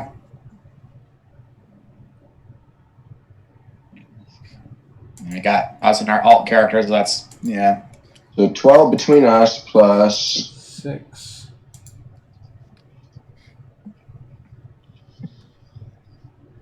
Uh, 7, 8, 9, 10, 11, 12, 13, 14. Plus your alts would be another 14, 15, 16, 17, 18, 19, 20. Plus yourselves is 21, 22, 23, 24, 25, 26. 26 members of the crew. 26 people. Okay. So 26 plus.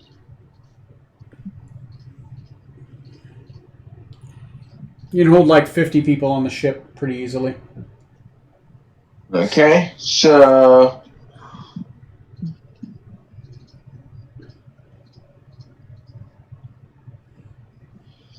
all right. I like you. To be honest, I'm not sure why, but I'm planning on going back to Freeport in a few weeks anyway. If you really So, if you'll give me the full story on why you're leaving town and wanting to go to Freeport, it won't cost you anything. Merely work on the ship while we make our way there. sounds good to me, as well as you're willing to introduce me to people so I know who I'm talking to.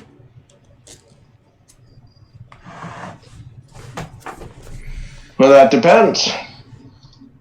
Well, not that depends. Sorry. What was your name? My name is Stanley Woodwicky. Stanley Woodwicky. Well, you caught me on a good night, so as a result, we're going to take you. Free of charge, but tomorrow you can come to our ship, and I expect the full story of why you're leaving. Sounds good to me. I'm willing to give you the full story. He'll give you the full story. I'll put Stanley's crew card on there. Stanley is I want to say he is a cut purse. He's a 3rd level cut purse. So I'll put Stanley on the board later. Awesome. Okay. Not a physician. See how long this one lasts. We'll see. I plan to lose him in a fight on the way to Freeport. Yay! I mean, That's don't how let you me get and Corey your hog all the team deaths here. That's how Yes. he'll give Hey, I you. got one murder myself. He will give you Count your. doesn't count. He will give you your copper I've back. tried team killing. It ain't easy. You people are resilient. Anyway, he'll push you back your copper. He's like, all right, there you go, and that's for provisions for Mustang. He'll give you back your copper. I like this more. Accepted. All right. Fast forward, Matt. Eventually, let me see, who would he send? Let me take a look. Jesus. So, Jesus Christ. Ah! Okay, he's going to send one of the other ones. He will send number 30.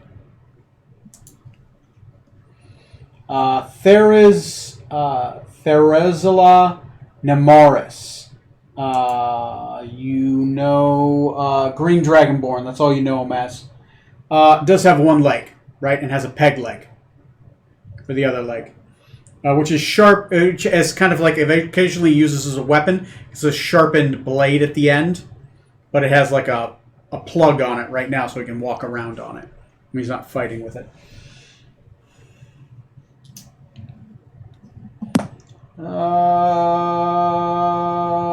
Okay, that's about all you know about him because you didn't roll for that one.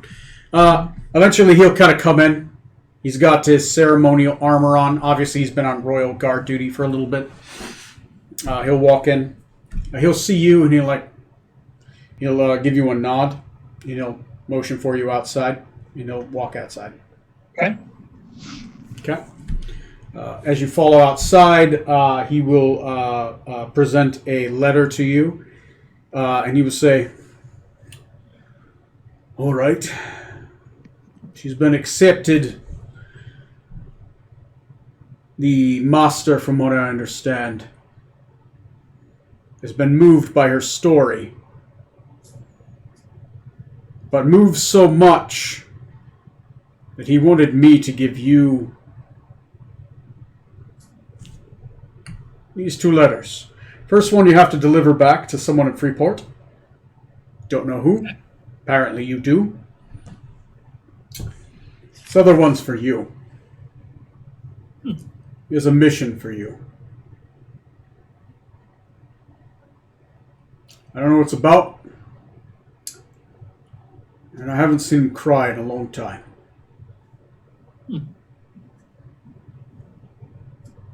He wrote this himself. It wasn't inscribed. It's in his own hand. That's all I know. All right, well, I'm going back to my family. Wife will yell at me if I'm too late for dinner. Anyway, Kenku meats on the table. Kenku steaks tonight." And he kind of walks off, hobbles off with his peg leg. Okay. Okay. As you do you open the letter? Yes, I want to go back in to the sunken raven and sit down and open the letter.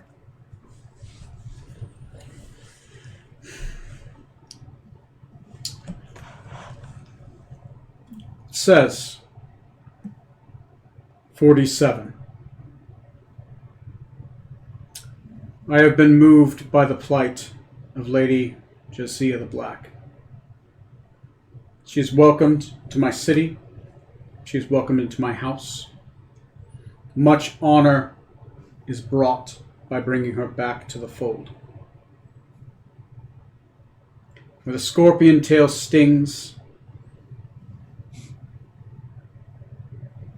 our wings give forgiveness and flight to her soul. Her children are welcomed as if my own house. But her plight and her children are that which I write to you.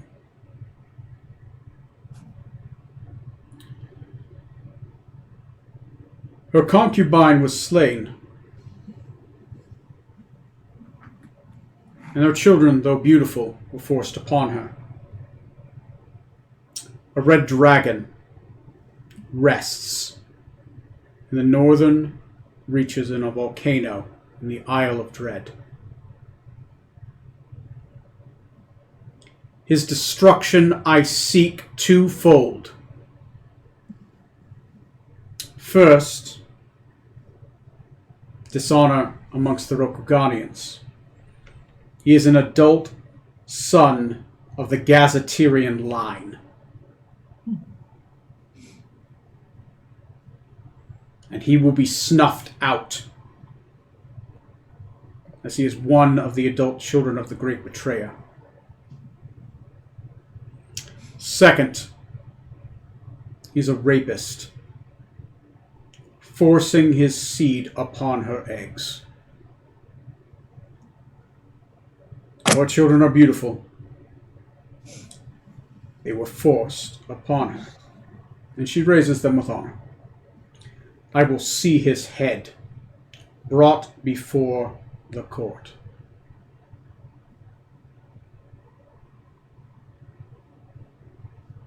We will not allow this dishonor from the Gazetirians to survive. Bring me his head or your arm.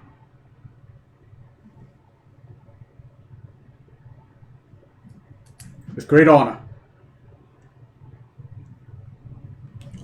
Lord Hakai, the Maimed. Okay. And the other letter's a delayed blast fireball. Ah! I knew it! I only do that trick once. I'm surprised no one opened the letter. I'm like, when are you guys going to open the letter? Nope. They're delivering it. Okay. We said we would, so we did! All right. Anyway. Chump. All right. So that's where I leave that. It's 11 o'clock. Do you guys need to do anything else in Joso? Do you guys need to fast forward to the second day when the Dragon Slayer sword is ready? What are you guys doing? That's good. I'm also going to encourage Strom. I heard them talking to the other samurai lady earlier.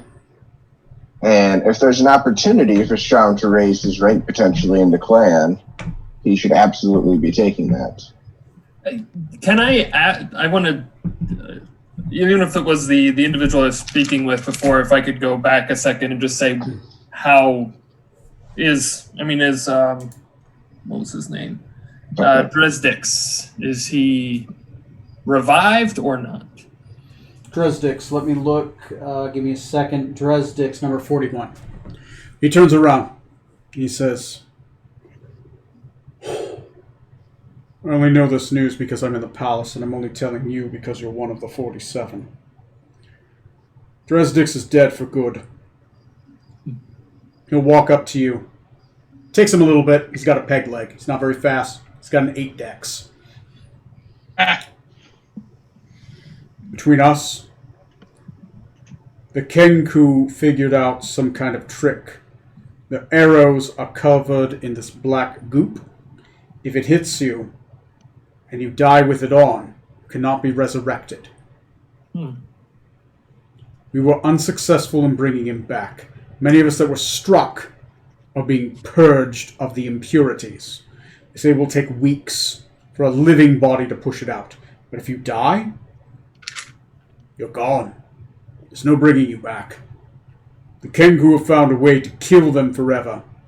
They're probably hoping to bring down one of the noble blood forever. Be careful when you fight those damn Kenku. The Kazians, they aren't holy. Necromancers. Careful with those damn birds. Thank you for that. Dresdix will be greatly missed. He will be. There's no one to take his mantle. In a month or two, they're going to hold a ceremony. A duel, probably.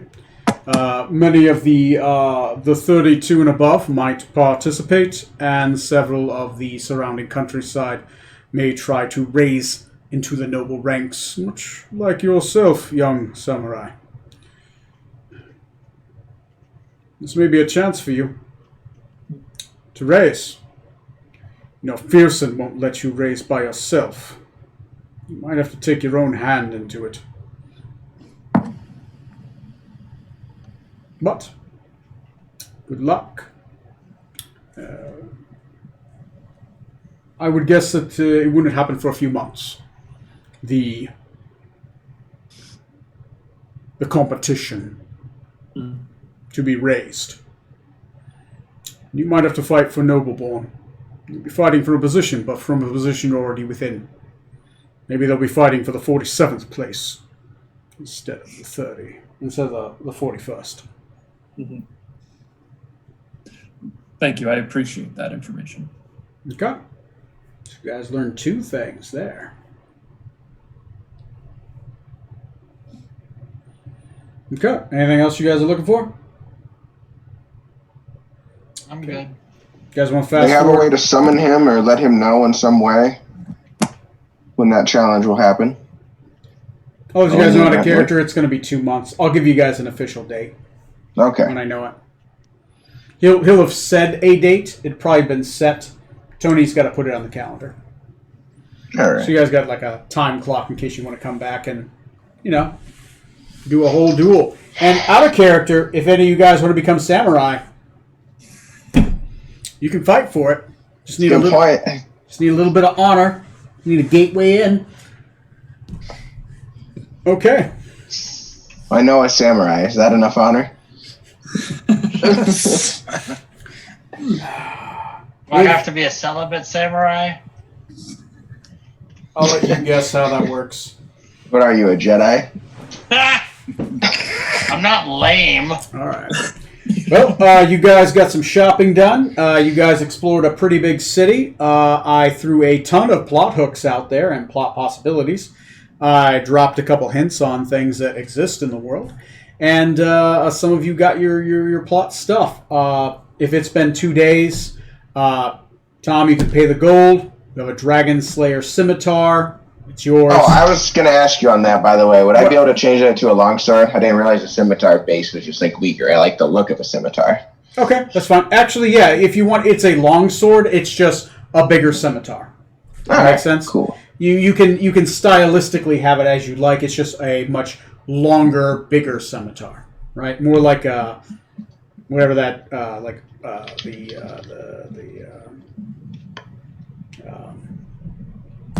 oh God, Tony's drawn a blank. Okay. Yes, you are. Big scimitar. Yeah, the big katana or the big scimitar from India. You know what I'm talking about? The one they used to behead people, right? Yeah. Yeah. I know what you're talking about. I don't remember the name. Yeah. Long sword equivalent. You have a long sword equivalent of a curved blade. Cool. All right, and it was 7,000 what? The exact price is, let me look at Joso, is, again, the exact price on that thing was 7,673 copper pieces.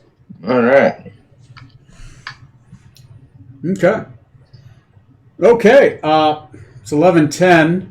We fast forward to 2 days. You guys want to accomplish anything else in Joso, or... I would like to do one more thing. Okay. I want to go back to the Obsidian Scabbard and look at the... You said that there were a couple of longbows.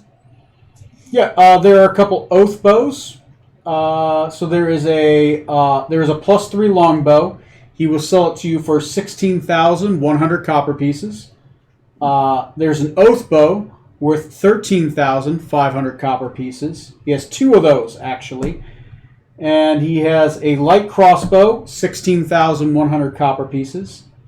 And he has another longbow, 16,100 copper pieces. It's expensive, but he only sells the highest possible. He will only... Anything else he breaks on his knee. Sure. Yeah. Okay. If you want anything of a lower quality, there's the Magic Item Shop, and they have a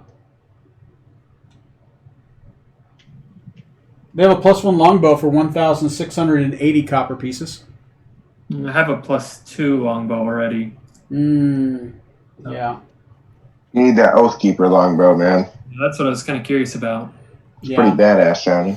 They're pretty badass. They're pretty epic, and they're pretty expensive though. So.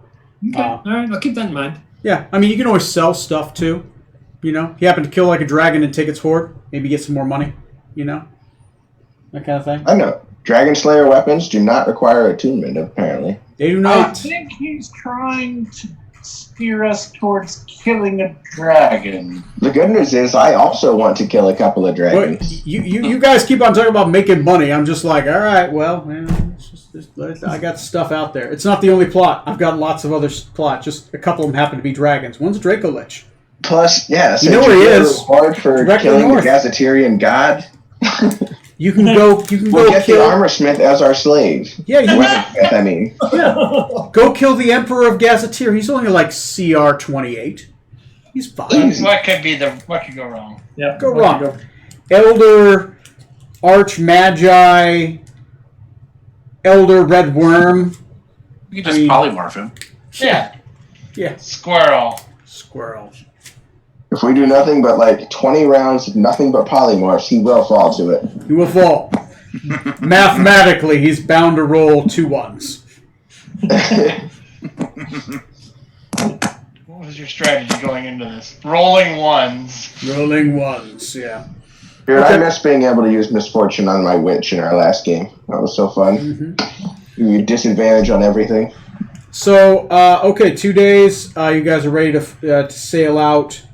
Okay, it's like 11:15. So, what's your modus operandi? Where are you guys going? Where can I prepare the next game? You guys got a crew member, new crew member. You guys got money. You guys got like new items. You've stocked up on stuff. You've done a lot of shopping. You found other places you can buy stuff. Different other plot cookies I've thrown around for other stuff you can do. Once again, like you guys didn't need more plots. Well, hold up our map again. Oh, no. Are there any other quests, for lack of a better term, that we can turn in? Unless we go to Freeport. We also need to visit the Summer King. Yep. You can pick up the reward for delivering the Baronet at Freeport. It should be there for us. And then, going to visit the Summer King. Yeah. And the reward for dropping off the Dragon Lady. There you Or go. did we get that already? We got the Hearthstone. You got the Hearthstone was a reward, and she does have a thing. She's got Did she 21. pay us? Back in the Isle of Dread, she has 21,000 gold in the swamps. She told Yeah, you where I it thought is. Yeah, and an item of rope trick.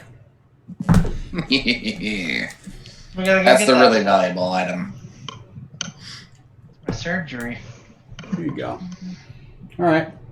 So yeah, let me know where do you guys think you're going to go next? Any ideas? Like Freeport. Freeport. Yeah, Okay. probably just back to Freeport. Okay. Okay. Freeport, Summer King, Isle of Dread. Freeport, Summer King, Isle of Dread. Isle of Dread. We'll plan on those. Yeah, Okay. that sounds good. So far, no one else. They did notice the big giant glow in the distance. They don't know what the hell that's about, anyways. They haven't received word yet. Johnny, you can go ahead and mark up the date 3 more days. Where's the Summer King at again? The Summer on the King map, I is can't located recall. in the Exalted Empire Feralis in the Illidan Woods.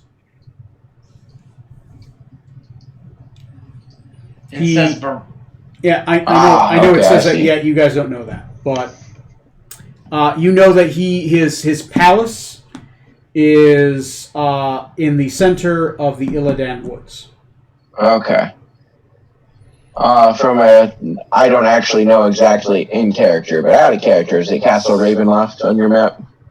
No, It's that area. Okay. It's that area. Don't pay attention to that yet. You'll find out that stuff, but Okay. But yeah, Yeah, it it's all the way across the world actually again and then back again. geographically it would be exactly there. Okay. Oh boy. So, Tony, you said add 3 more days on top of the 2 that just passed? No. That was if you've been keeping track of the days, you're fine. But I was just saying, so far in plot, 3 days have passed. The day you got there, and 2 days after for the Dragon Sword, and then you fly out. Okay. So the morning of flying out, 3 days since the start of this entire session. Gotcha. Okay, and there we go. And Matt, you get an idea of that's worth 10 honor. To kill the Oh yeah, dragon. that's worth 10. All right.